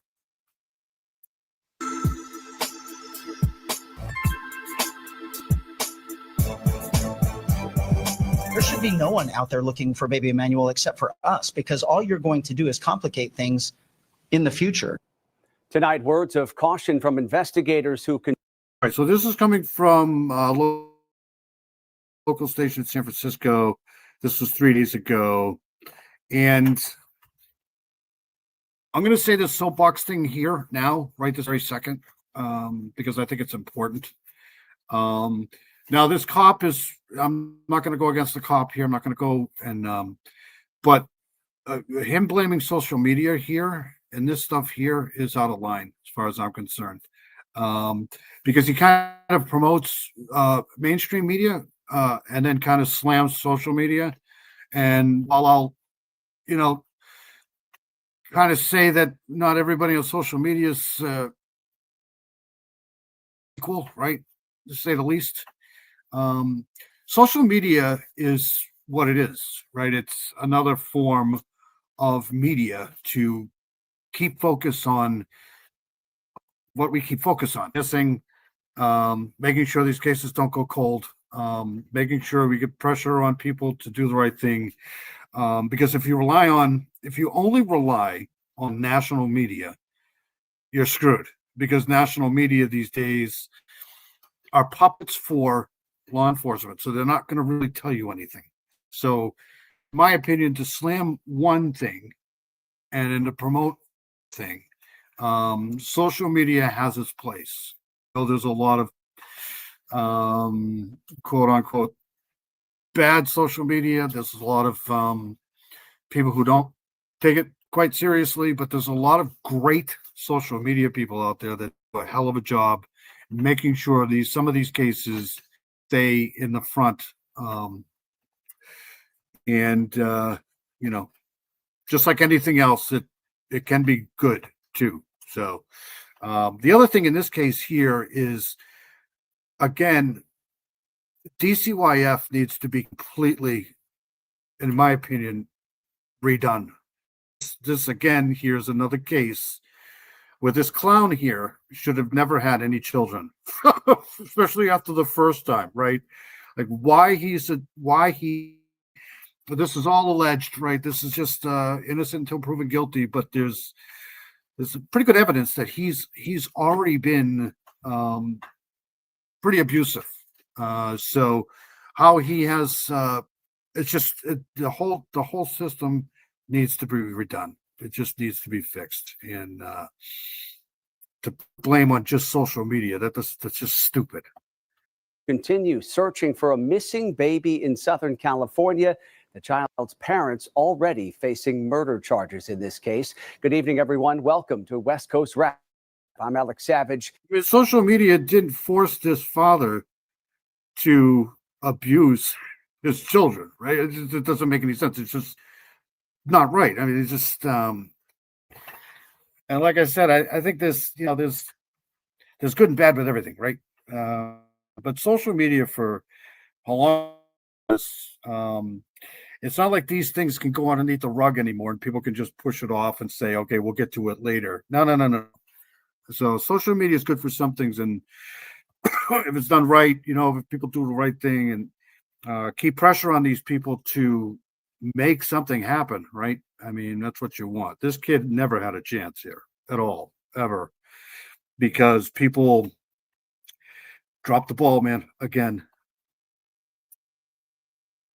New revelations tonight about baby Emmanuel Haro. Authorities now believe the 7-month-old died from abuse several days before his parents falsely reported that he. Fox 11's Nick Garcia reports tonight the Riverside County District Attorney believes the father should have been locked up a long time ago. Parents accused of doing the unthinkable, a baby's body still missing, and a frustrated district attorney saying it could have all been prevented if a judge had sent Jake Haro to prison for severe child abuse years ago. That decision was absolutely. Yeah, I agree with him. Right, I agree with that. I do agree with that. The judge probably should have been a little bit more diligent, but it wouldn't have mattered. They gave the kid right back to him, and they gave the kid right back to the mother too. So I mean, they're barking at the wrong tree here. Absolutely outrageous. Mr. Haro should have been in prison at the time. It's the same thing. I keep going back to the Harmony Montgomery case, right? Everybody's blaming the guy who did it. Absolutely. Adam Montgomery's a piece of shit. right? He's a horrible human being, but why they ever let her back in custody, him have custody of her is, they're blaming the wrong freaking people.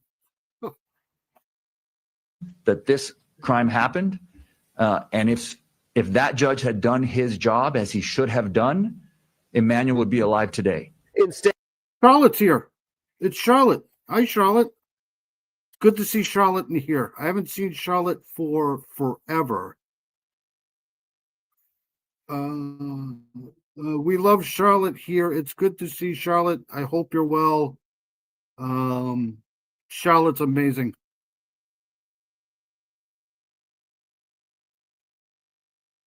Instead, Haro was given probation for admitting to abusing his then infant daughter to the point she now has cerebral palsy. Here we have to understand what you're dealing with is an experienced child. Thank you, Dino.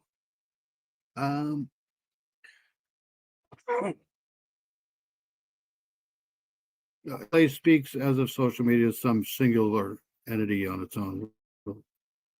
Exactly. I just,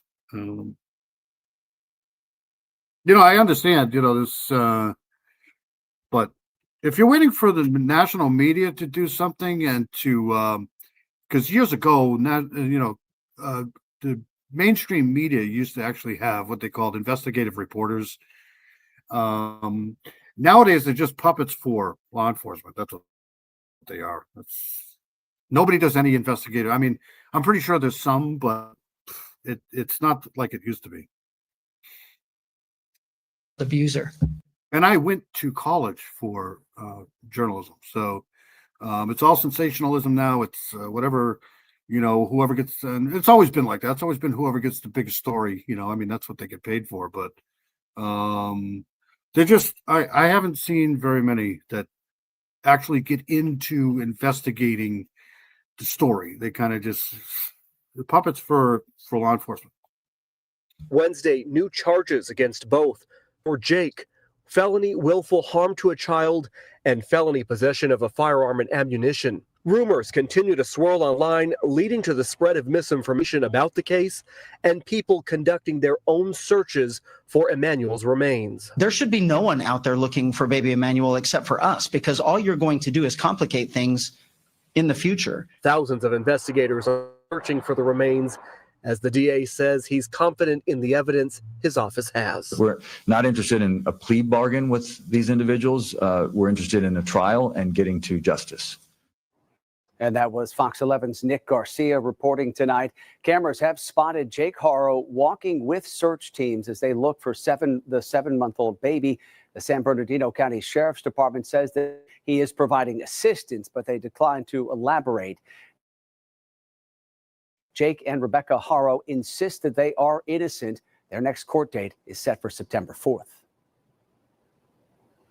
My friend got shot in the back. Okay, so let me hold on a second. I want to play one more here. I mean, there's tons to go around in this case here, so I want to play. Let's do this one here.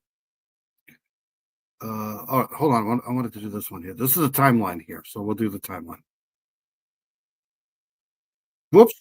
In light of this news from law enforcement, they are no longer helping in the search. Lawandcrime.com reached out to the nonprofit, and this is what they told us. Quote, "We are receiving information that Emmanuel was not even reported to have been seen at the football game the mother alleged they were all at, as an eyewitness report that the mother's apparent bruise acquired during the attack at the Big Five was in." This one was done, hold on a second. This one was done 8 hours ago. So this is the latest. I wanted to play this one here.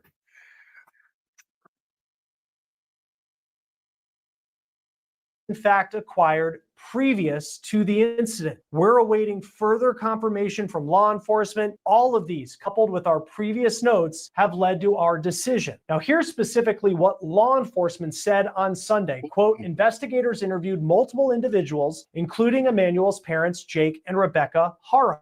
During those interviews, Rebecca was confronted with inconsistencies in her initial statement and declined to continue with the interview. At this point in the investigation, investigators are unable to rule out foul play in the disappearance of Emmanuel." Now, here is the home where Emmanuel lived with his parents per online court records. TV cameras saw detectives investigating at Emmanuel's house overnight, and we're still waiting on an update today if that search found anything related to this case. The Haro's 2-year-old daughter has been removed from the house per KTLA. It also came to light that Emmanuel's dad, Jake, is currently on parole. He was convicted in 2023 of cruelty to children. That was related to a 2018 arrest. Now, even though law enforcement have said that foul play can't be ruled out, it certainly has lit a fire under the public and wanting to know what happened. It appears there are family members of the Haros sticking by their side. Yeah, I do believe that people should, people probably shouldn't be out looking for, getting in the way of law enforcement, right? That's a no. I mean, that clown, what the hell is his name? Chris McDummy, right? He's out there as an investigator. He's a retired investigator. He's out there in the Moscow, Idaho case. He was, saying he was finding gloves and they all do it. Everybody does it. It's just so weird. But they're not social media for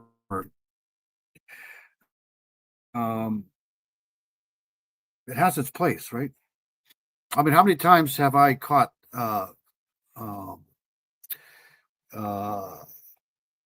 mainstream media freaking lying right to your face? It happens all the time. Emmanuel's grandmother spoke to local media. She said that the couple are homebodies. Poor kid. It's just sucks. It's this kid had no chance, none whatsoever. He's 3 months old. That's it. And he was left with parent, especially a father, that this was not going to go well. Period. At all. It's sad. It sucks. They loved their son. They wouldn't do anything to hurt him. She also said that Rebecca stopped cooperating when law enforcement wanted her to take a lie detector test, and her husband recommended they get a lawyer. Thank you, Shibby. Appreciate that. You guys are all awesome, for sure. Now, Emmanuel's dad also cried on TV, pleading for help from the public in finding their son. He even addressed... He wasn't fooling me, that's for sure. Nobody cries like that. Who cries like that? Nobody. When you cry, you get tears coming down. Like there's an actual, if my kid was missing, there'd be tears. A lot of them. He wasn't crying at all. She wasn't either. The person that his wife claims took his son. Here's what he told KABC TV cameras. Whoever took our son.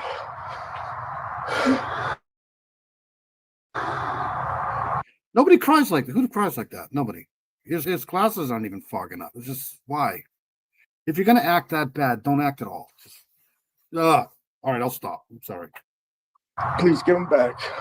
Again, Jake Haro, the dad, he's currently on probation. He's slated to appear next month in court on an alleged probation violation. It's unclear if that has any connection to the disappearance of his son. One other note. We looked through the parking lot on Google Maps where Rebecca says that she was attacked and where Emmanuel was taken, and it does appear that there are security cameras on the side of buildings, but it doesn't appear to this point, or at least it's unclear whether anyone has information of the incident that she claims happened. Emmanuel Haro's dad, Jake, has hired an attorney who says he is not representing Emmanuel Haro's mom, Rebecca, but that... Hey, who's going to a party at Hooters? I want to know how and when. All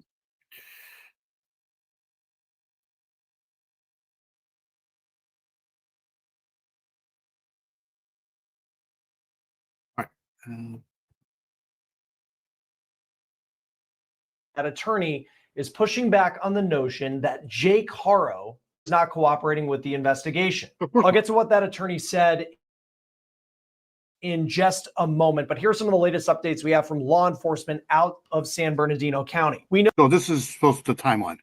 That deputies have now seized a family vehicle from the house of Emmanuel Haro. A 2-year-old has also been removed from the home. This is video shot by Missing Persons private investigator Fisher, who's been on the ground in San Bernardino County this week. This is the Haro's house from above. Steve's going to join me in just a moment to talk about what he saw. Overnight, an online blogger who goes by Abby Blabby. I have absolutely no respect for this type of behavior. I can kind of pretty much explain a lot of things away, but I have absolutely no respect for any person who harms a child like that. Just, take it out on a wall, go take a drive or something, but to harm a kid, a child. I mean, come on now. It's, or women too. Like, it's like, just, me and my father had a pretty good understanding really when I was really young, like don't hit women and, respect your mother. And we had that out really young and I never forgot it. But for kids, like, why would you hurt something like this? It's just so weird.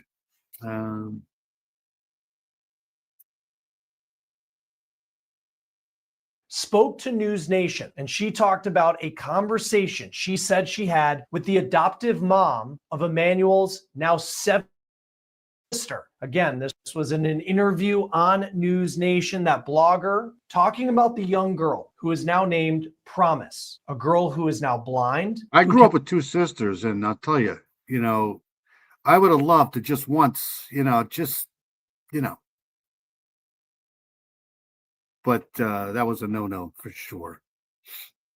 Not talk or speak, she says. The adoptive mom of that girl is the cousin of Jake Harrow's ex-wife. In 2023, Harrow was convicted of willful child cruelty. That is according to online court records that we have. The Daily Breeze has an affidavit that says that the infant was admitted to the hospital with fractured ribs. This incident happened in 2018, and Harrow is currently on probation related to it. That girl, again named Promise, is now 7 years old. This case is not connected to the search for young Emmanuel, but it is details related to Emmanuel's dad and his criminal history. It's unclear what happened to Emmanuel Harrow. All we have from law enforcement is that they're still searching for him, and his parents have made those pleas on television in hopes of finding their son. All of this started in this parking lot last week on Thursday night when Rebecca Harrow said she was attacked in Yucaipa, California, which is east of Los Angeles. Rebecca said that she took Emmanuel with her and she was going into a sporting goods store after being at a football game for one of her other children. They needed a mouth guard or something like that to bring back to the football game. Emmanuel, though, needed a diaper change. So Rebecca... Farmer's awesome, man.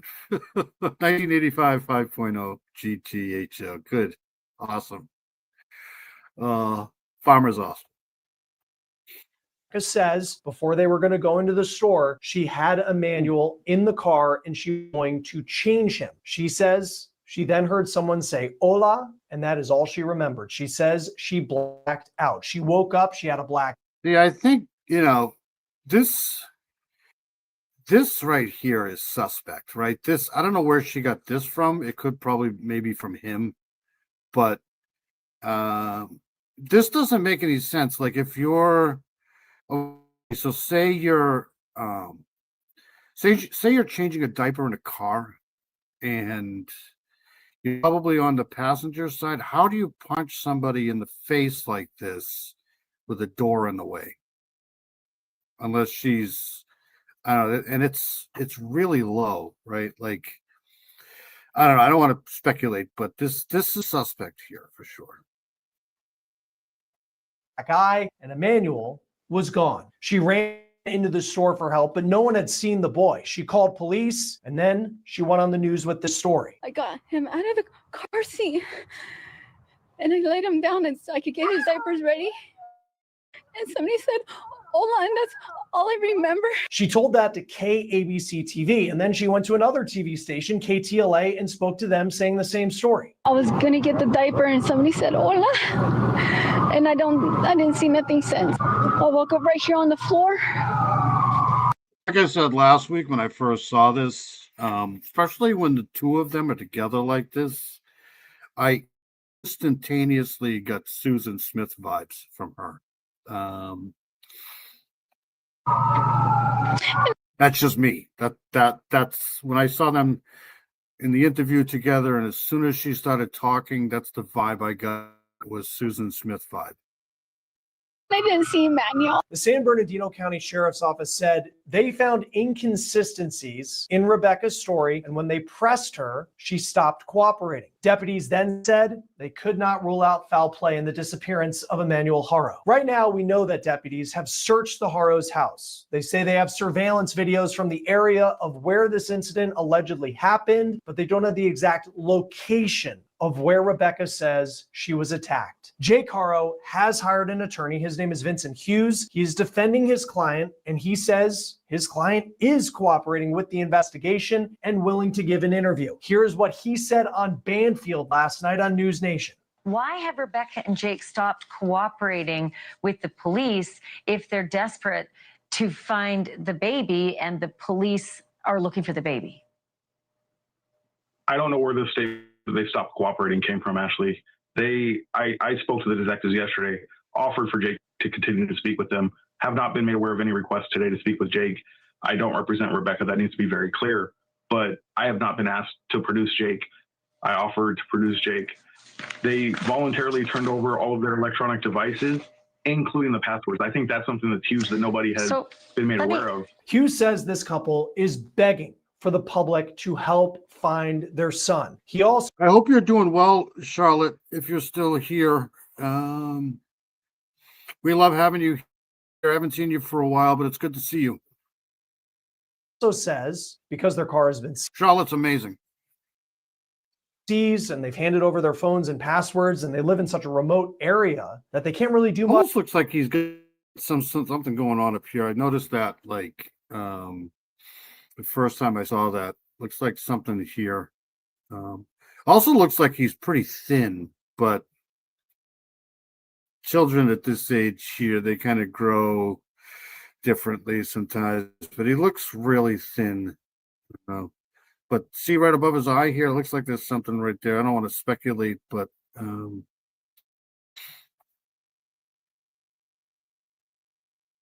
much to help in the search. That attorney was very clear in the interview. He is only representing Jake Haro and not representing Rebecca. There is another suspicious piece of information that's come to light about Rebecca.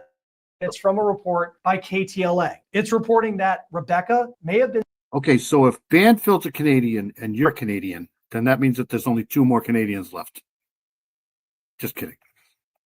seen with that guy as early as August 3rd. The Uvalde Foundation for Kids, which is a national nonprofit that advocates for children, was helping with the search in the beginning. But then once it came to light about inconsistencies in the story that Rebecca was telling, they say they pulled back reward money and resources from that search. Lawandcrime.com reached out to the nonprofit, and this is what they told us. We're receiving information that Emmanuel was not even reported to have been seen at the football game the mother alleged they were all at. As an eyewitness report that the mother's apparent bruise acquired during the attack at the Big Five was in fact acquired previous to the incident.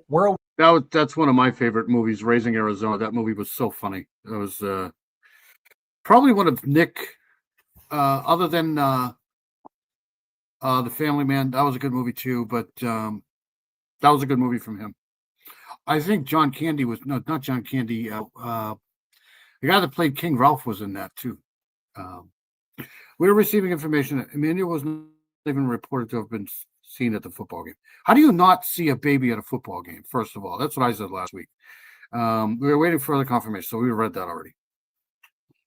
Awaiting further confirmation from law enforcement. All of these, coupled with our previous notes, have led to our decision. One of the big tools that we've been using in covering this case out of California has John Goodman. Yes, he was in King Ralph. Isn't he dead? Didn't he die? been truthfinder.com. Oh, shut up. Okay, hold on. Let me fast forward this. I gotta play a little bit more of this, and then I gotta move on because I got other investigation. And this is drone video shot by missing persons private investigator Steve Fisher above the home of Rebecca and Jake Haro today in Cabazon, California. Initially, law enforcement said they were conducting an operation, but shortly after that, they told us Rebecca and Jake Haro were taken into custody accused of murder. At the time, Yeah, The Family Man's a good movie. I like that movie. Nicolas Cage, that's his name. Because I'm in love with what's her face. Tia Leone. Tia Leone, yeah. That was a good movie. Time of this recording, deputies say they are continuing their search for 7-month-old Emmanuel Haro. Here's a picture that law enforcement put out of the boy. This story started on. I thought John Goodman was dead. This is the one that the mom was attacked and the baby was taken. Yes. Sorry, JCN. JCN's got a great channel too. Farmer, I didn't like Nick Cage and Ghost Rider, but otherwise I agree. Mustang is here. Hey Mustang, how are you? Have you been here this whole time? Did I say hi to you already? I've been on so many lives tonight already. I'm starting to forget who I've seen. Sorry. Thursday night I mean, this kid is just so cute. Week when his mom said that she was attacked and the boy was taken when she went to change him in a parking lot of a sporting goods store about 20 minutes from their home in Yucaipa, California. They laid him down and so I could get his diapers ready. And somebody said, "Hola," and that's all I remember. Rebecca said that on KABC TV. Here is what Jake Haro, the dad, said. Whoever took our son, please give him back. Over the next couple of days, as the search for Emmanuel continued, deputies say they found inconsistencies in the story Rebecca Haro was giving. They said when they called her out on those inconsistencies, she stopped cooperating with them. Deputies said they could not rule out foul play. Deputies also say they took a 2-year-old from the home and they seized a. What I originally thought in this case is maybe, and he threatened her to where if you say anything to the police, I'm gonna, whatever. But she seems to be holding to her story too. So,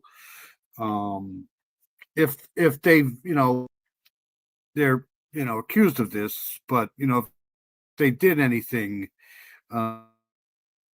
pretty much together on it, in my opinion. All right, a couple more minutes of this, and I want to move on to. I do want to go to Evansdale for a second. Family car. They also had served search warrants at this house already, so it's unclear today what evidence made deputies make this arrest and know for sure in their mind they were dealing with a murder. Jake Haro has a lawyer. His name is Vince. Heather's leaving? Where's Heather going? Is Heather leaving? Heather can't leave.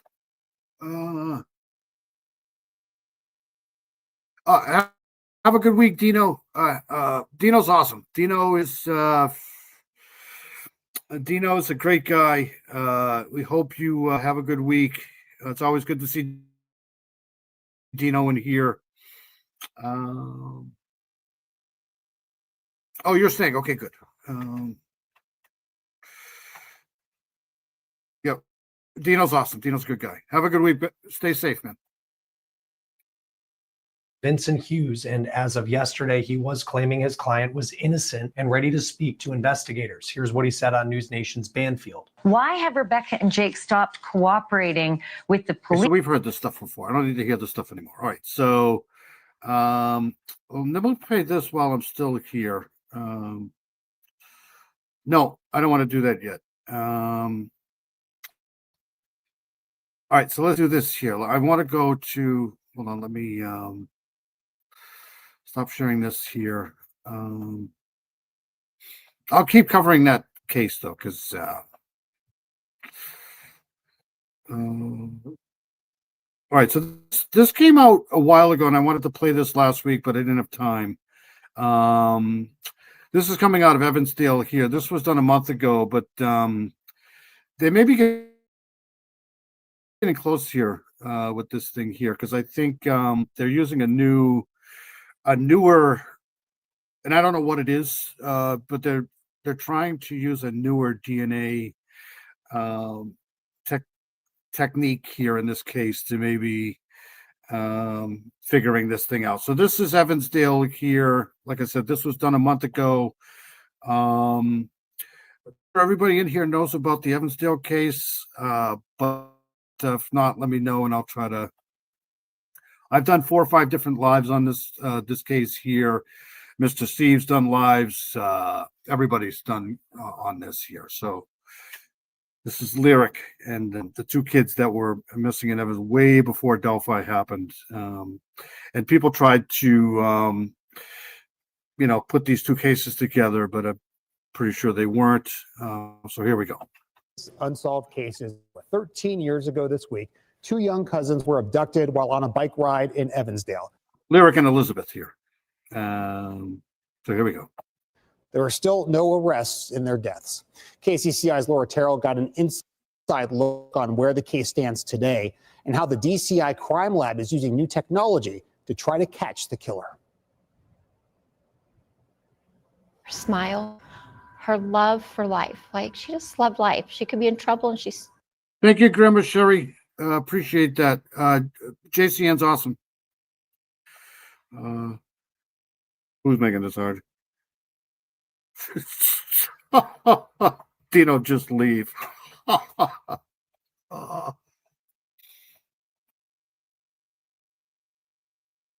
Still be smiling. It's been 13 years since Drew and Heather Collins have seen their daughter Elizabeth smile in person. We've missed a lot.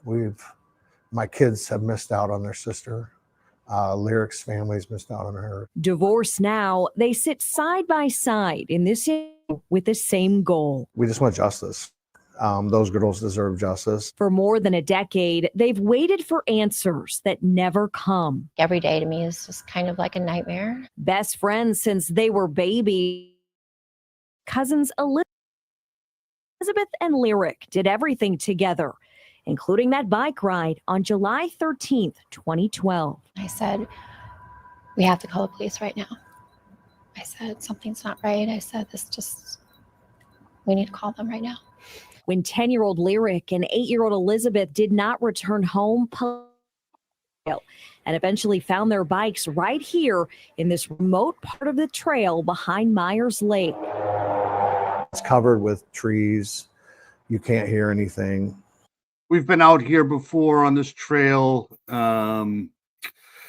We've done the drive around town here. We've done all of this stuff here with the Evansdale case. Yeah.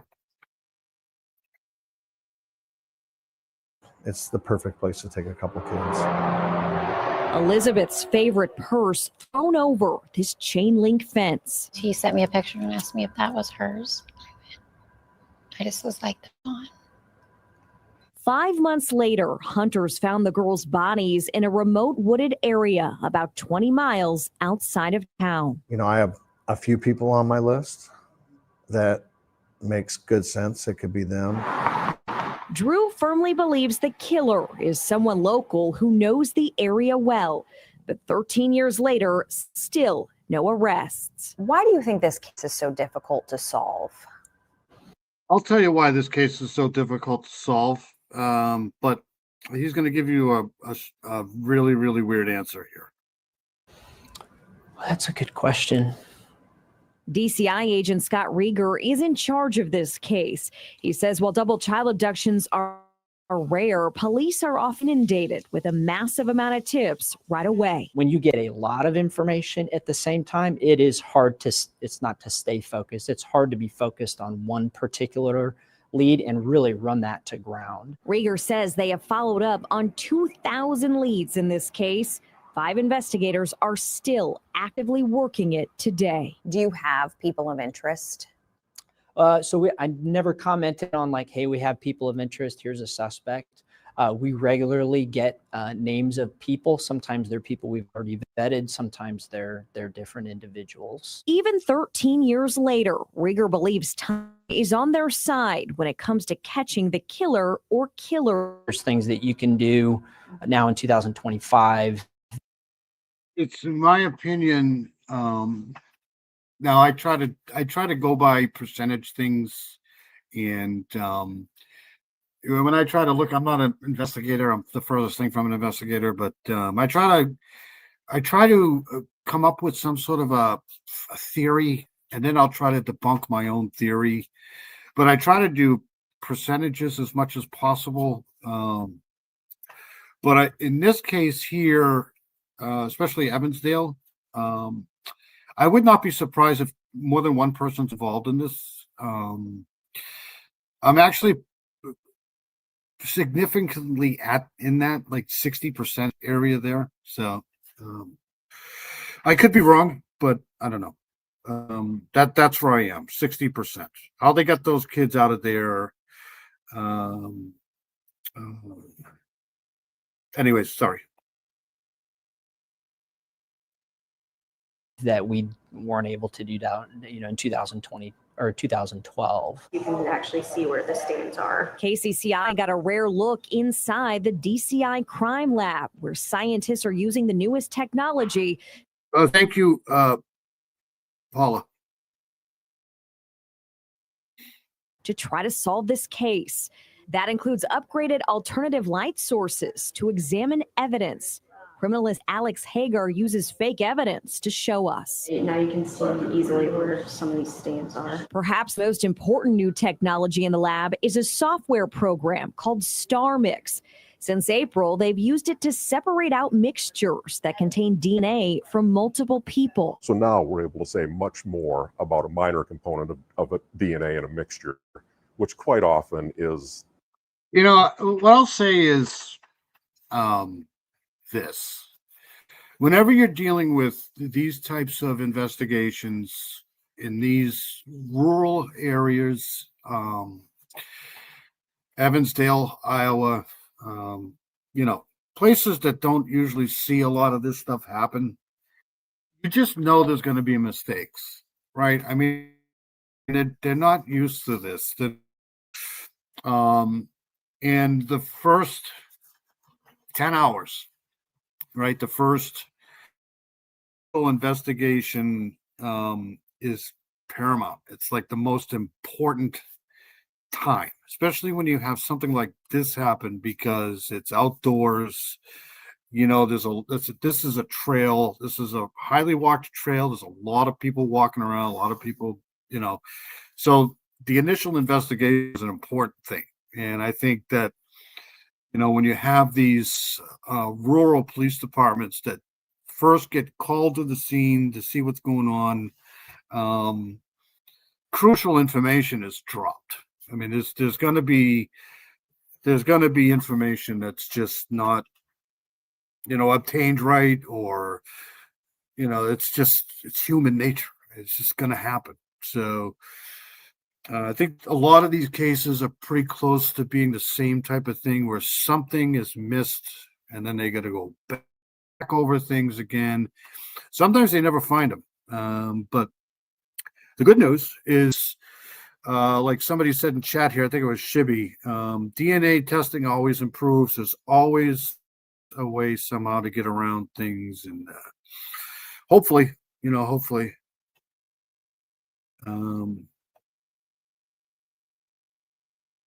The really probative evidence, or the. But I think this case, the most important to me, the two most important pieces of evidence are: how were the bikes left? Were they left standing on kickstands? Were they just thrown to the ground? Were they leaned up against the fence? And two, I think where the actual bodies were found, I think was whoever did this put those girls there to throw this investigation off.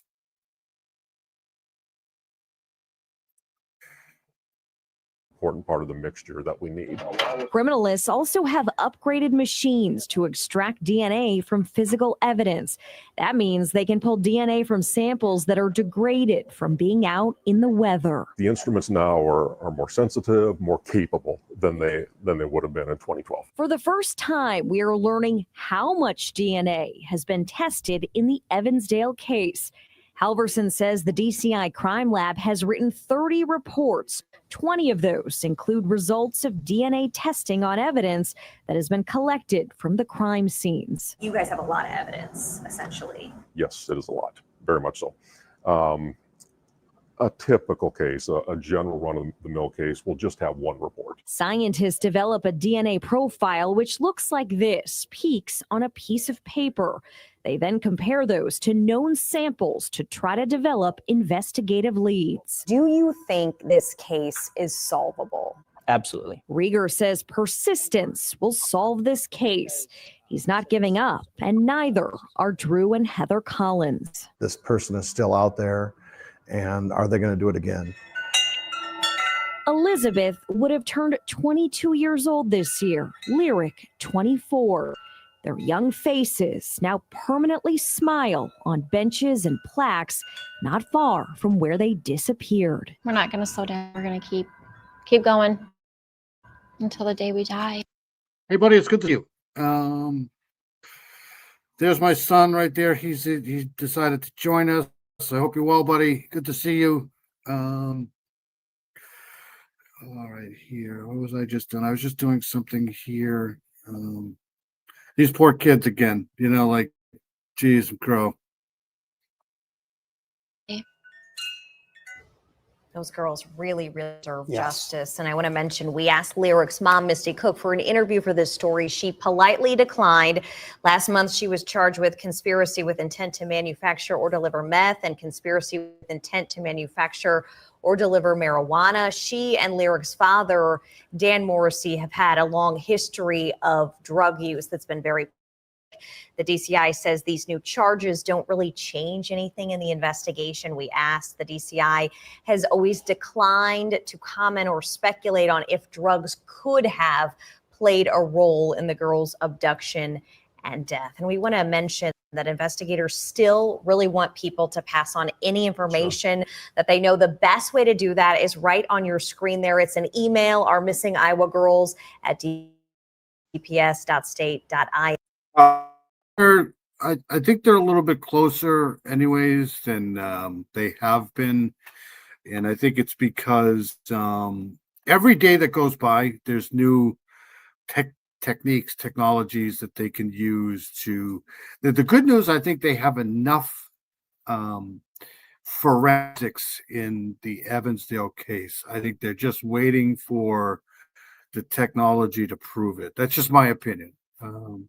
Okay, so let's go back to this here. Let's check out this guy here. Hold on a second. Let me get out of here. Good to see my son in here.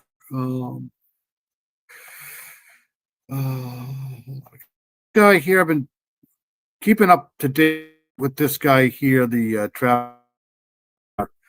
While we're playing this, I'm going to pull up Flight right here, see if they're still searching out there. So what they did this over the past 2 weeks, I think they went back to the campground and they started from scratch to search the area where all of this stuff took place. And I think that was in Wenatchee County there. So because they've been buzzing around there with Black Hawk helicopters, military helicopters, state police helicopter. I mean, they've been buzzing around there for the last couple of weeks. So they've discovered some bones here. The FBI continues to search for Travis Decker. He's the guy who's accused of unaliving his 3 daughters in the Washington campground in June. I can't believe it was that long ago. Nearly 3 months later, Decker remains missing, though investigators recently found items including bones near the site, which are being tested for a possible connection. So here we go. And I'll pull up the flight radar to see if they're still looking there. Then vanished nearly 3 months ago. Agents say they found several items in a new search for Travis Decker, including bones. We're on the case presented by Law and Crime. I'm Chris Stewart. Yes, Dino is Dino 2 is my oldest. Dee Dee's here again. I thought you went to sleep. Dirty Diana loves your music. And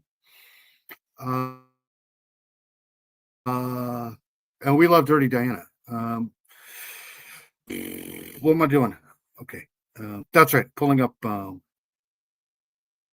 Dirty Diana did a great job tonight. They over there on Delphi After Dark with the Heather GoFundMe stuff. Dirty Diana's amazing. Rick Snae's amazing too. They did a great job on that tonight for sure. We love Heather here, and any way we can help Heather. But Dirty Diana always steps up. She's amazing. All right, so let's. That's what I'm doing. Okay, sorry.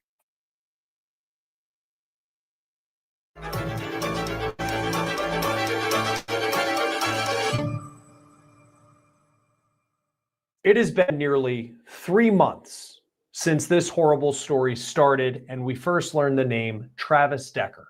Decker was the dad to 3 beautiful little girls, 9-year-old Peyton, 8-year-old Evelyn, and 5-year-old were in these pictures, and just get an idea of the joy that they brought into this world. Decker, their dad, was an Army veteran. He had experience in the outdoors, which perhaps explains why, since the end of May, no one has been able to find him. Not the U.S. Marshals, not the FBI, not the local sheriff's office. Countless volunteers who have helped in the search. And the truth is, still, the FBI says it is unclear if Decker is dead or alive. This week, the FBI closed off parts of Rock Island Campground in Leavenworth, Washington, to search for clues that could help lead them to Travis Decker. And I'll get to what items they reportedly found in just a moment. Oh, Heather, if you're tired, you should go to sleep, kiddo. I mean, we love having you here, but yeah, I mean, if I had to guess, if I had to bet on this, I'm pretty sure that he's pushing up daisies at this point. But you know, you never know. They thought the same thing about that guy that went missing. I mean, that escaped from prison in Pennsylvania, Calvecchio, right? He was very much alive. But I'm with you. I think he's probably dead at this point. He's probably, you know, I'm pretty much with. He probably just took care of it quickly afterwards. Okay, hold on a second here. There we go. Okay.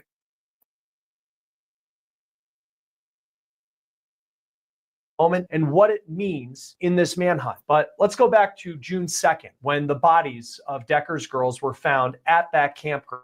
The next part of the story, it's not easy to say, because we recently learned that those girls died of suffocation, that they had multiple separate plastic.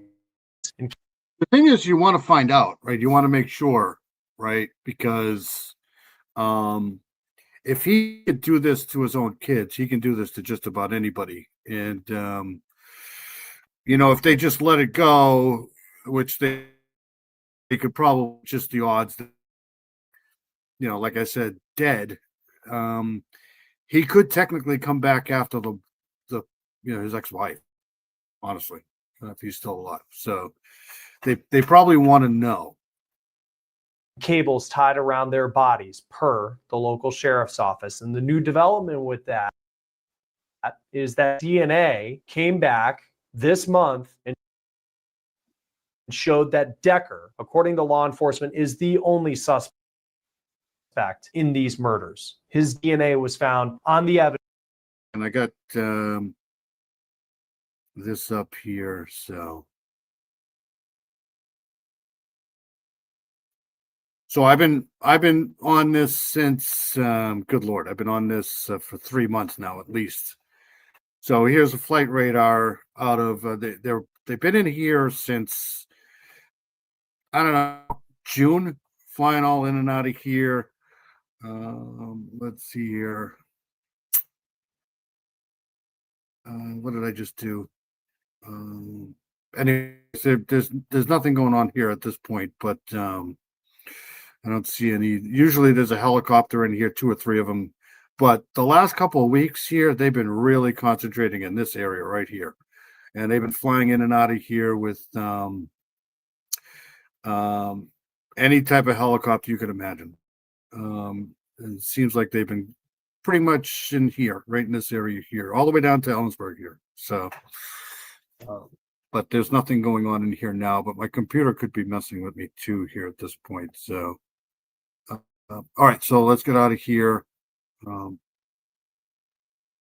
it seems like I've been,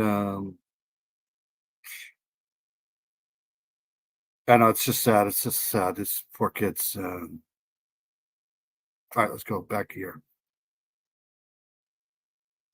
Evidence that was collected at the scene. Decker was last seen by his ex-wife, the mother of his children, a couple days prior on May. Have a good night, Grandma Sherry. It's always good to see you. Thank you so much for coming in. I really appreciate your support. Have a good week and stay safe. I'm going to get out of here soon too. Just wanted to cover this. All right. 30th, Decker picked up the three girls for a planned visitation. His ex-wife said that Decker said, "I'll see you tonight around 8" before he left. And he Look at these poor kids, man. This is just absolutely horrible.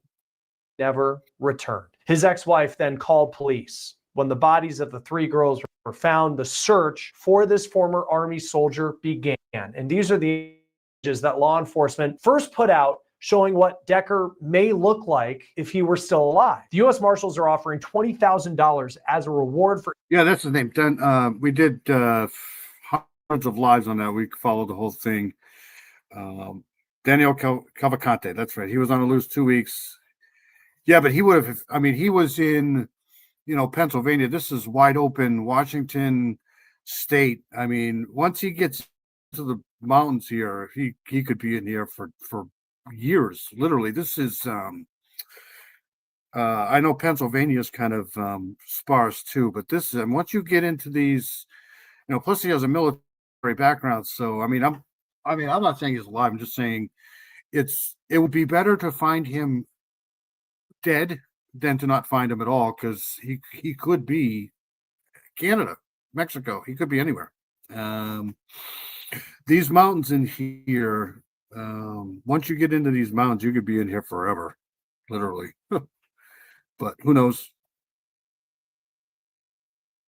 For information leading to his capture. And these are there's nobody there.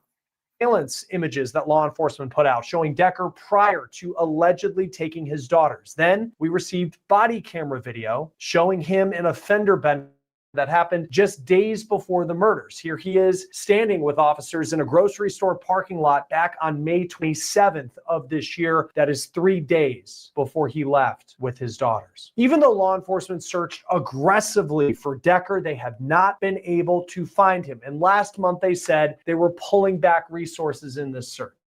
I want to be clear that currently we have no evidence that Travis Decker Dee Dee's boyfriend is coming up here pretty soon. I just wanted to give that alert. Is alive or dead. But this week, the FBI closed down that area around the campground, around the crime scene where these girls were found. They launched a new search with 100 agents searching a quarter-mile radius around the crime scene where the girls were found dead. We have no evidence that Travis Decker is alive or dead, but we are conducting a grid search operation over the next 2 days. It's currently taking place right now. We hope to find evidence that will lead us to Travis Decker or any information regarding the murder of his 3 daughters. By thoroughly searching and documenting the area, we can help prevent the need to review the area in the future by collecting all possible evidence. The FBI said they found items they're now processing to determine if they're linked to noteworthy item that we've learned about is a set of bones that agents found. The FBI spoke to the Wenatchee World newspaper, which is the local newspaper in the central Washington community where all of this is taking place. And the FBI said it is unclear if those bones are that of a human being. And if they are of a human being, it's still unclear at this point whether they're Travis Decker's. More work needs to be done on that. It could take weeks to learn whether they're Travis Decker's bones. The newspaper also notes that in the past, the FBI says that they found the remains of an overdose victim. So even if it is a human being, it's not entirely out of question for it to be someone else other than. You're welcome, Dee Dee. Anything I can do to help. Travis Decker. Now, the sheriff said this week before the search that they didn't have any new evidence to share in their case and their investigation into Travis Decker. As far as how long it could take to get answers to learn whether Travis Decker is alive, whether Travis Decker is dead, that is anyone's guess. And the sheriff even said it could take years. Want to take a moment and thank Morgan & Morgan for sponsoring today's Law and Crime YouTube tape. Yeah, shut up. Even if you don't think, scan this QR code on your motels and hotels, campgrounds, even his car. His ex-wife said he had suffered from mental health issues. Her attorney told ABC News that Decker's ex-wife believes that the system let her ex-husband down because he lacked the resources to get mental health help. The attorney also said the Deckers got divorced in 2023 and Travis's mental stability was one of the reasons why. Decker was allowed to see the girls for 3 hours on Fridays and 8 hours every other weekend as long as he stayed in the area of Washington where they lived. That was per ABC News. Here's part of what Whitney Decker, Travis Decker's ex-wife, the mother of the 3 girls who lost their lives, said at a memorial service. I'll put it this way. I don't think that they would have taken those bones, right? Like, they had so many people out there looking the last couple of weeks. They had like an army of people out. I mean, I've been following this case pretty religiously over the past few months. Every time I get home, check to see if they're still flying out there. They before 2 weeks ago, they kind of were sparsely looking, but I think it was not last Wednesday or Wednesday before that. They were really on, like they were on that place like flies on shit. And it's just my opinion that there was so many people out there that if the bones that they found, if those weren't human bones, somebody would have said it. No, those are not human bones, right? So I don't know. I'd probably say 30-40%, maybe. Not sure. Who's having sales? About her daughters per Como Television. I'm so thankful for the time that I had with the girls and how the 3 feel. This poor woman right here. I mean, how do you survive this literally split second? Your entire world is just gone, literally. I mean, this has got to suck. Things allowed us to connect when the world slowed down, and it really gave me an inside look into their day. I believe doing this with them allowed them to come into the world with open hearts and kindness. Joining us now to talk more about this is missing persons private investigator Steve Fisher. Always great to have you on Law and Crime. And I know you've been involved, not in this search, but in searches for people in places like where they're searching and have been for Travis. Okay, so that's that. I just wanted to play a snippet of that. I can put this in the chat if you guys. I've been here quite a while, so I want to play this last thing here, and then we'll get out of this. So many things to cover. It's just, it's just too many things. So let me. I do want to share this here. All right, so this is more on the missing here. So this week on the missing series, it's bringing a major update to a case that we've been following. Tyler McCain, the husband of Nikki Salee McCain, has been arrested and charged with unaliving. And I can pull this up if you want. Nikki vanished in May 2024. Remember this? We covered this a little bit a while ago. From Redding, California. She planned to testify against her husband in a domestic violence case, but days later, after no one heard or seen her, her SUV was found. Police noted evidence of foul play was present, but not enough to make an arrest at the time.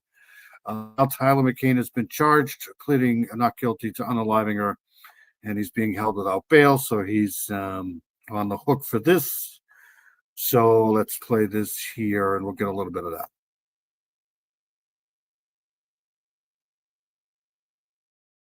What the hell is going on here?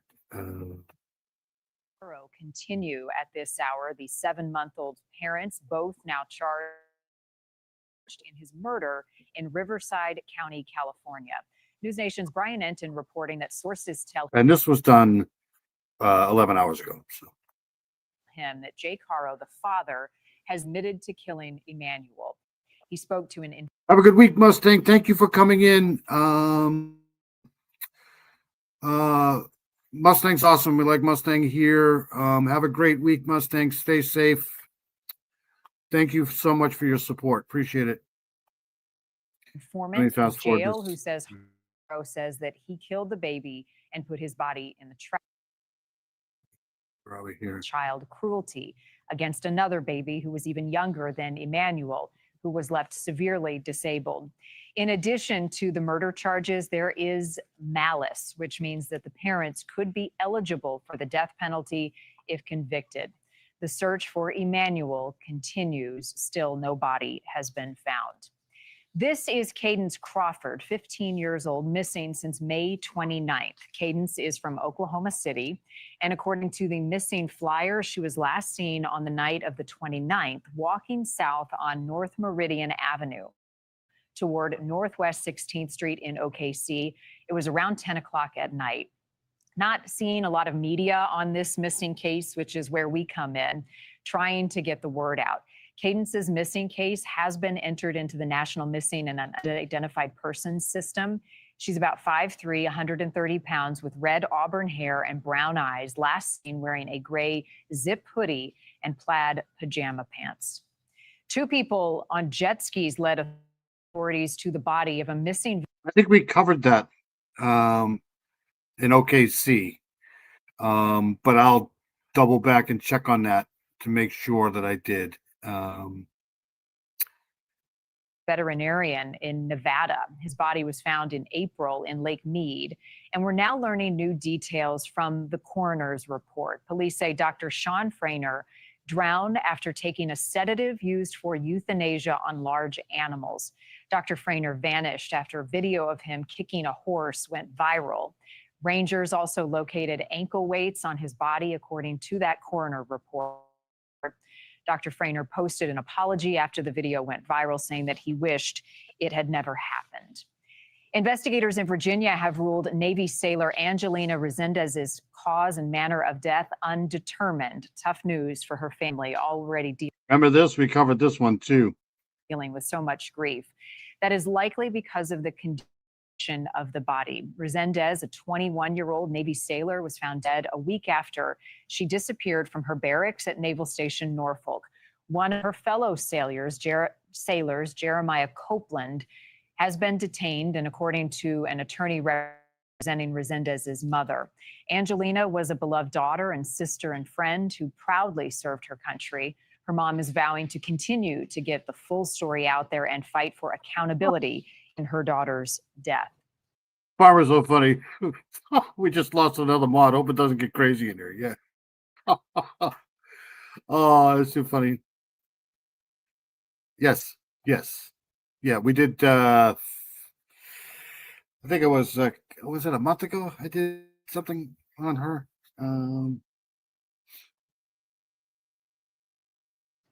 The husband of Nikki Salee McCain is now in custody and charged with her murder, despite her body never being found. Police in Redding, California, arrested Tyler McCain, and he is now facing felony charges in connection to her disappearance. Nikki vanished in May of 2024, her family reporting her missing after they hadn't heard from her. Nikki was supposed to testify against Tyler in a domestic violence case, and her family says she was ready to move on with her life. Nikki's SUV was found days later. It's like I keep saying, they just can't protect anybody. They just can't do it. Police say there was evidence of foul play, but at the time they didn't have enough evidence to make an arrest. Tyler McCain has pled not guilty and is being held without bail. Joining us now, Nikki's sisters, Chloe and Kay. Thank you both for joining us. I'm so sorry for this news. How are you doing, Chloe? I'll start with you.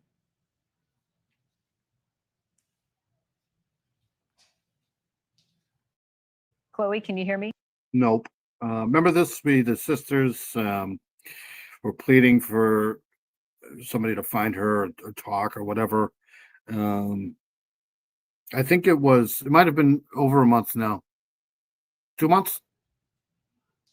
Hi, yes, thank you so much for having us.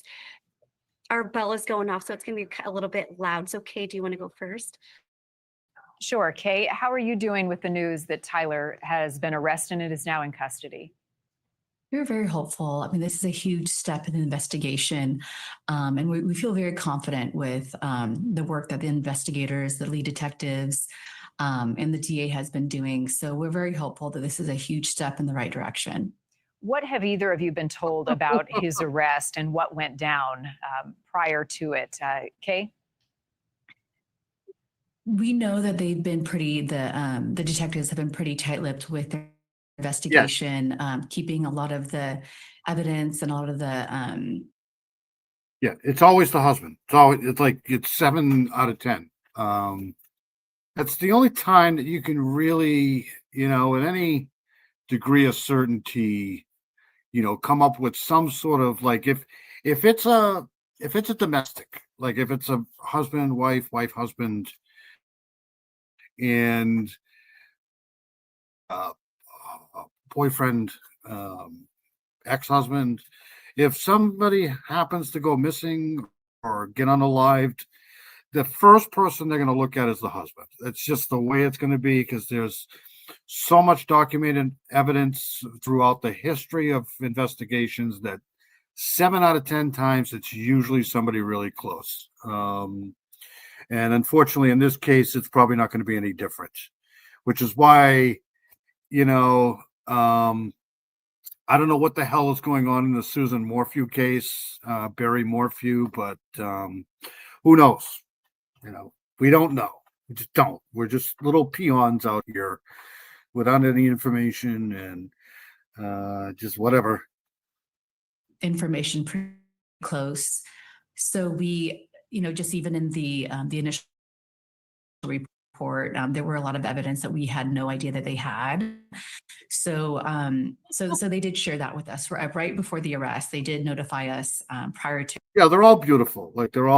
She didn't deserve this. I mean, it's awful for sure, but it's definitely him.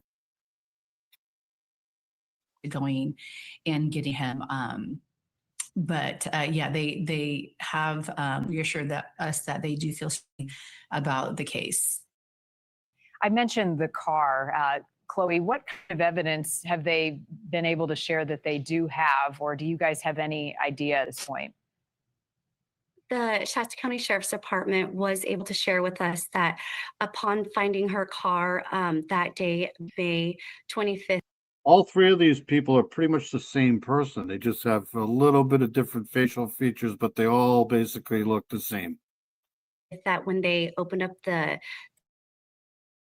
truck, there was an overwhelming composition, and also there was a sheet that was found in the back of the truck that tested positive for Key's blood DNA, and also Tyler's DNA was on there, and also the I believe the decomposition of a body, which also would match. Farmer's awesome, man. If you need anything, brother, you just let me know. Farmer's an amazing guy. I can see why Steve likes him. I like him too. Farmer's, you would have been great as a sports broadcaster. You have that Midwestern, they always pick people from the Midwest to do media and on-air personalities because they don't technically have an accent. Yeah. Match Nikki's DNA. This is so tough to hear. When thinking about your sister, I know it hits both of you hard. All this time later, what has been your interaction with Tyler over these last few months before his arrest? Kay, I'll send that question back to you. We've it's been difficult. Being that he had not been officially charged, I was still hopeful. Maybe he wasn't involved and maybe he could interaction. But there were doubts in our mind as well, because a lot of these stories didn't add up. So it's been, Second, I guess, got to show you this because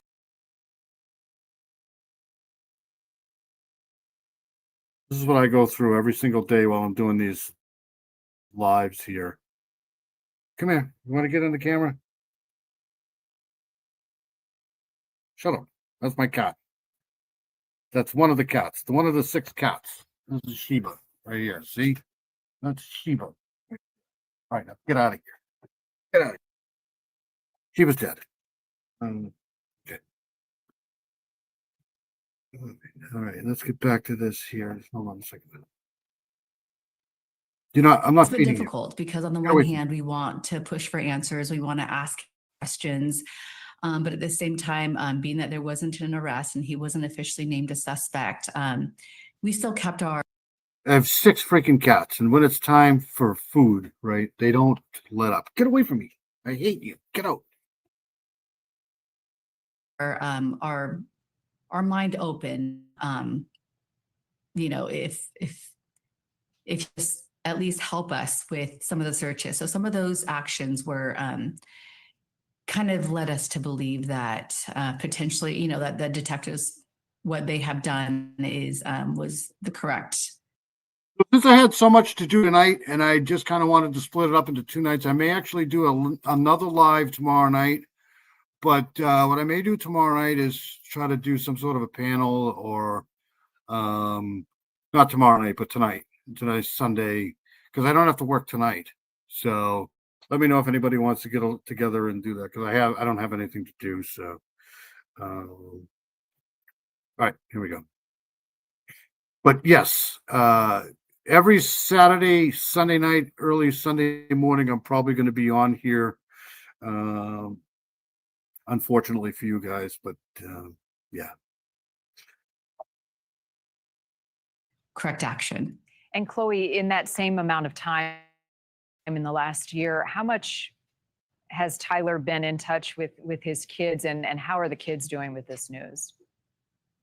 I think the kids right now are just still trying to process everything. It's definitely not easy for them. This is someone that they love, and And she's the oldest. She just refuses to die.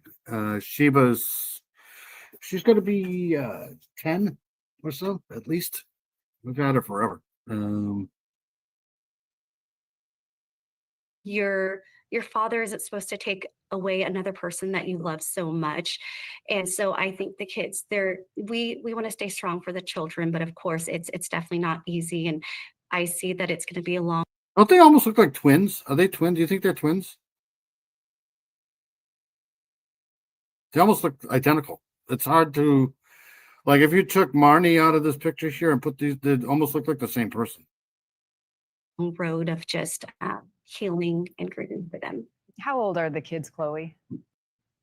And Nikki has an 8.5-year-old, an 11-year-old, 12-year-old, and a 14-year-old. Yeah, so they're old enough to know what's going on. Kay, the last time you and I spoke, it's important for your family, for closure, and for the kids as well, to have a service for Nikki, to have a funeral without a body. I know that adds an extra bit of challenge and complexity. How does that impact being able to honor your sister? We definitely have discussed both scenarios, whether we locate her remains and have a proper burial and a proper funeral for her, or if we might have to take the route. And she looks just like the other two. This is amazing. Are these triplets? Do you think could these possibly be triplets? Do you think?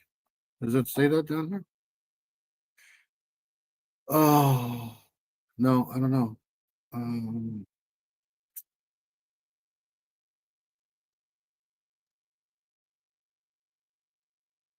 Out of Justina memorial for her, and at least, like you were saying, having a proper official kind of a goodbye. And I think that's not only important for us, but for the children to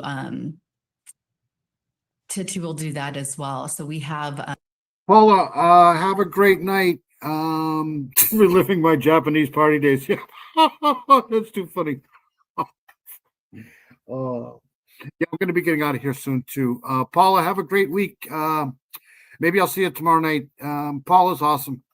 Thank you so much, Paula, for all your support. Appreciate it. We've have discussed that as a family, the 2 different routes that we may need to take. Chloe, we're seeing images of Nikki on the screen. Tell us about your sister and what memories you cherish most about her. What do you miss about her? I think what I miss the most about Nikki is that she's probably the most thoughtful person that I have ever known. You can tell her one thing and she will remember that. And like I remember telling her like, oh, I really like this type of wallet. And if she was ever out shopping, if there's a wallet that matched the description that I like, Nikki would go and get it for me. Like, Yeah, these days here, yeah, that would be way too much. hey, this is the wallet you described to me. And so that's what I'll miss the most about her, and just her kind and genuine heart. And Kay, for you, what does it mean to find justice for your sister, Nikki, pursuing this case all the way until the end, as difficult as that is? Yeah, it was strange because they were on my baseball team. That's the strange part. Well, I mean, we're It's definitely not giving been up. so difficult for us. We all just grew up so close together, and we've never imagined that we would have to go through this, to where our sister is murdered, and now there's only there's only 6 of us left. What does justice look like, Kay? It's making sure that we're going to see it through. We're going to continue to fight, and Nikki has such a It's a big family. It's all these people are related, right? There's 1, 2, 3, 4, 5, 6. Wow.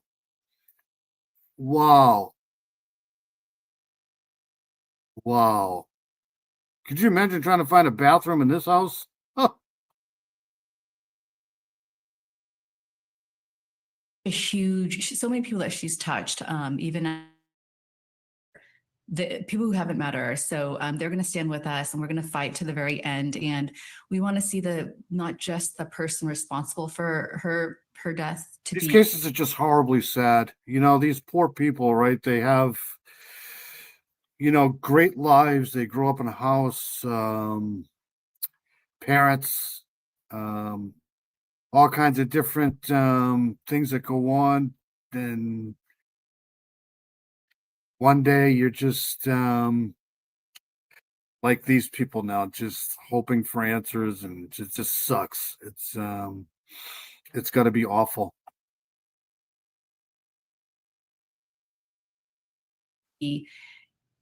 To be, I guess, punished, but also anyone who knew anything about it, who kept this information from us and her children, and that it was information they could have shared. What a beautiful family, though. This is these guys had some good genes here, for sure. It could have helped with the children and our healing sooner. So everyone who was involved, we want to see to it that they answer to the things that they did. There are a lot of tough lessons learned in this case. Okay, so this is important. This is the DV hotline, 1-800-799. I should copy this down and put it somewhere in the description on all my lives. 7233.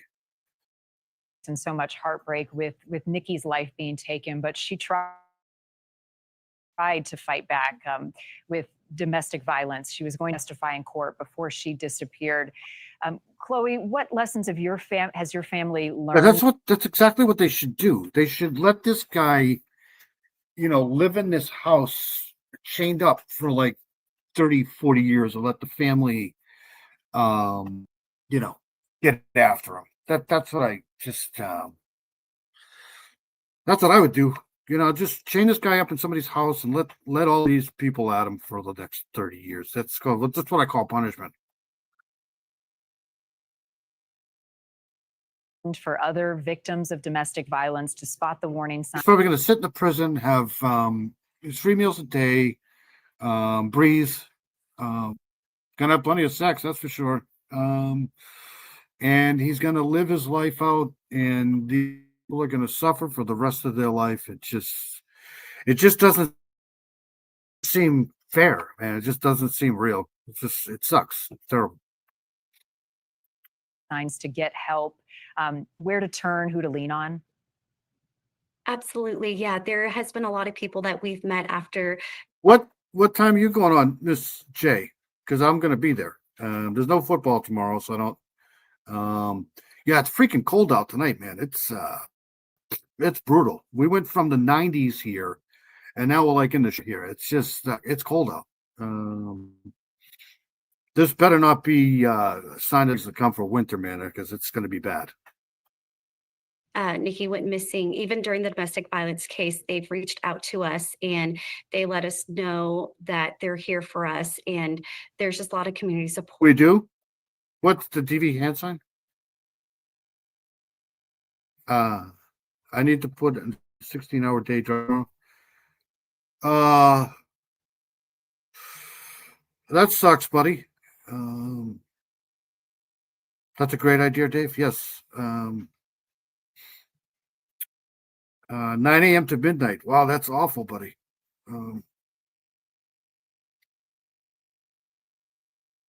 Or with that. What's your advice, Kay, to other families who have someone who's missing or someone who is a victim of domestic violence on where to turn and how to get help when it's so critical?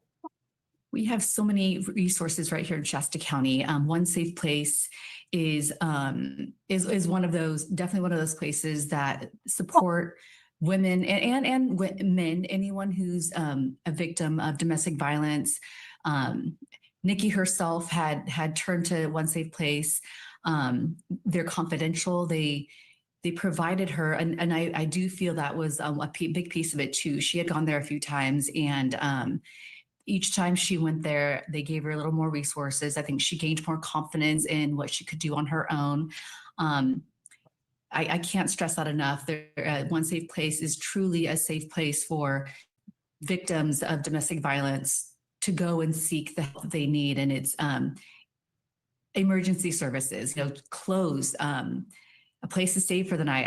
I believe they provide that as well, but also other resources that they could utilize and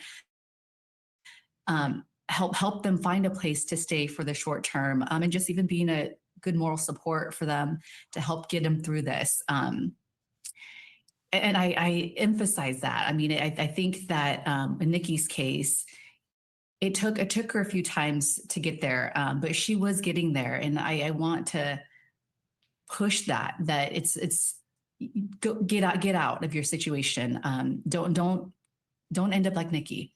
Yeah, it's scary and it's daunting, but there is help, and there are a lot of people who want to offer support. Are both of you ready to face Tyler in court, Chloe? I'm sorry, can you repeat that one more time? How are you preparing to face Tyler in court when that moment comes? I'm ready. I'm ready for any fight that's coming our way. And I'm prepared as prepared as I can be, but I'm ready. And I hope that he looks at us and sees the hurt in us, that everything that he's done. Kay, how difficult will that moment? What is it, 60 tonight? That's got to be where you're in. That's warm. I'd take 66 right now. Be for you and the entire family. It'll be difficult. I hope he's honest. Unfortunately, these people here, they have no idea what they're in for with this trial here. They just don't. It's unless he pleads out, it's gonna suck. Hope he just comes out and shares what happened, shares what he did. And for Nikki, I'm going to be strong, and I'm going to see it through. That we're not going to stop fighting. We're not going to crumble. We're going to be strong, and we're going to stay with it until justice is served. Well, I thank you both, Chloe and Kay, for joining us, for talking about Nikki, for keeping. I just feel so bad for these her people. Missing case in terrible. It's the part of it. The hard part is the trial, because now you got to go to this thing, and it's just the defense is just not going to. They're not going to just roll over and die in this thing. They're going to put up a fight too. So it's just you wouldn't wish this upon anybody. This is going to suck. All right, so I'm going to get out of here. A couple of program notes. they got to be with one of the sisters or probably with the parents probably or something. So a couple of quick program notes. Me and my son are going to start to venture out on this, what they call a reaction video thing. But I think we're going to do that on my other channel, the DGR Dave channel. I'm going to give it a go. I don't want to do it on this channel here because I don't want to get stuck and taken down. You know, this is the main channel here because of the importance of, you know, true crime and the missing and all of that stuff. So, so we're going to be doing that. Other than that, I might come on later tonight, early Monday morning, because I don't have to work tonight. So if you guys want to get together, I definitely want to check out Miss J. JCN's got a great freaking channel. So I'll probably do that too. But I'm going to get out of here. You guys have been awesome. Everybody's been great hanging in here this long. I've been 3 hours and 30 minutes. Oh my God, you poor people. Reaction to reaction video show. Like, fucking funny. Anyways, go check out Farmer. Farmer's amazing. Got a great channel. I hope things get better for you, Farmer. If you need something to shout out, I should put my email in here. All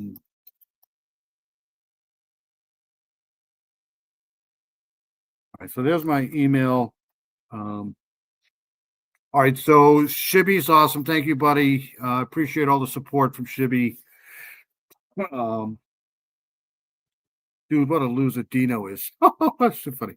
Heather, you're just Heather, you're an amazing person. You're arguably one of the greatest people on the planet. We're thinking about you 24/7 here. We love you. That's all I can say. You're doing great. Farmer's awesome. Like I said, check out Farmer. He's got a great site, great content. The thing about Farmer, it doesn't matter what he's talking about. It's all good. All right, Miss JCN, we'll try to. So you said probably 7, 8. Okay. We'll try to check it out. Miss J's awesome. JCN. Who else is in here? Barbara Hall is amazing. Barbara Hall. Got the Justice for Timmy D scrolling across the bottom here. We got Justice for Floor. All kinds of stuff I'm going to try to put on this ticker here. Thank you, Barbara Hall, for coming in. I appreciate you. I hope you at least try to have a good weekend. I know it's going to suck, but we love you too here. Always thinking about Miss Barbara Hall here. I know that the Mustang was in here. Thank you, Mustang. I know that Charles was in here. Charles was amazing. Charles is great. Hopefully we can do a collab here pretty soon. All right, who else was in here? I know I'm going to miss people. By the way, people on the replay, I know there's a lot of people who watch me on the replay. I really appreciate all the support. A quick shout out to Rick Snay and Delphi After Dark. They did an amazing job tonight. Him and Diane, I know it's not easy to do that stuff. So quick shout out to them. They did a great job on the Heather benefit thing. Rick Snay's a decent guy. I've been following Rick Snay forever. He's Rick Snay, Delphi After Dark. He always steps up when it's important, when people need him. Like him or hate him. I like Rick. I think he's a good guy. So he did a great job. Him and Dirty Diana did a great job tonight for that. Rick's awesome. Just wrong baseball team, but he's a good guy. All right, who else? And like I said, on this channel here, I don't have any problem with opinions. People can have their opinions, man. Opinions are what makes the world go around. It's just, learning how to deal with people's opinions. That's the thing. But I'll never have a problem with, as long as they're not jumping on people's families and stuff like that, I'm good. Grandma Sherry, thank you so much for coming in. Appreciate your support, all your support. You're amazing. I know Charlotte was in here. I can't forget to say hi to Charlotte. Charlotte's amazing.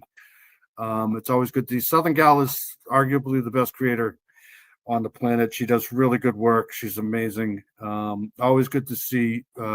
Southern Girl's probably sleeping, but she's great. All right, I'm going to forget a lot of people, and I apologize. Mino Dino isn't here. Mino Dino's great.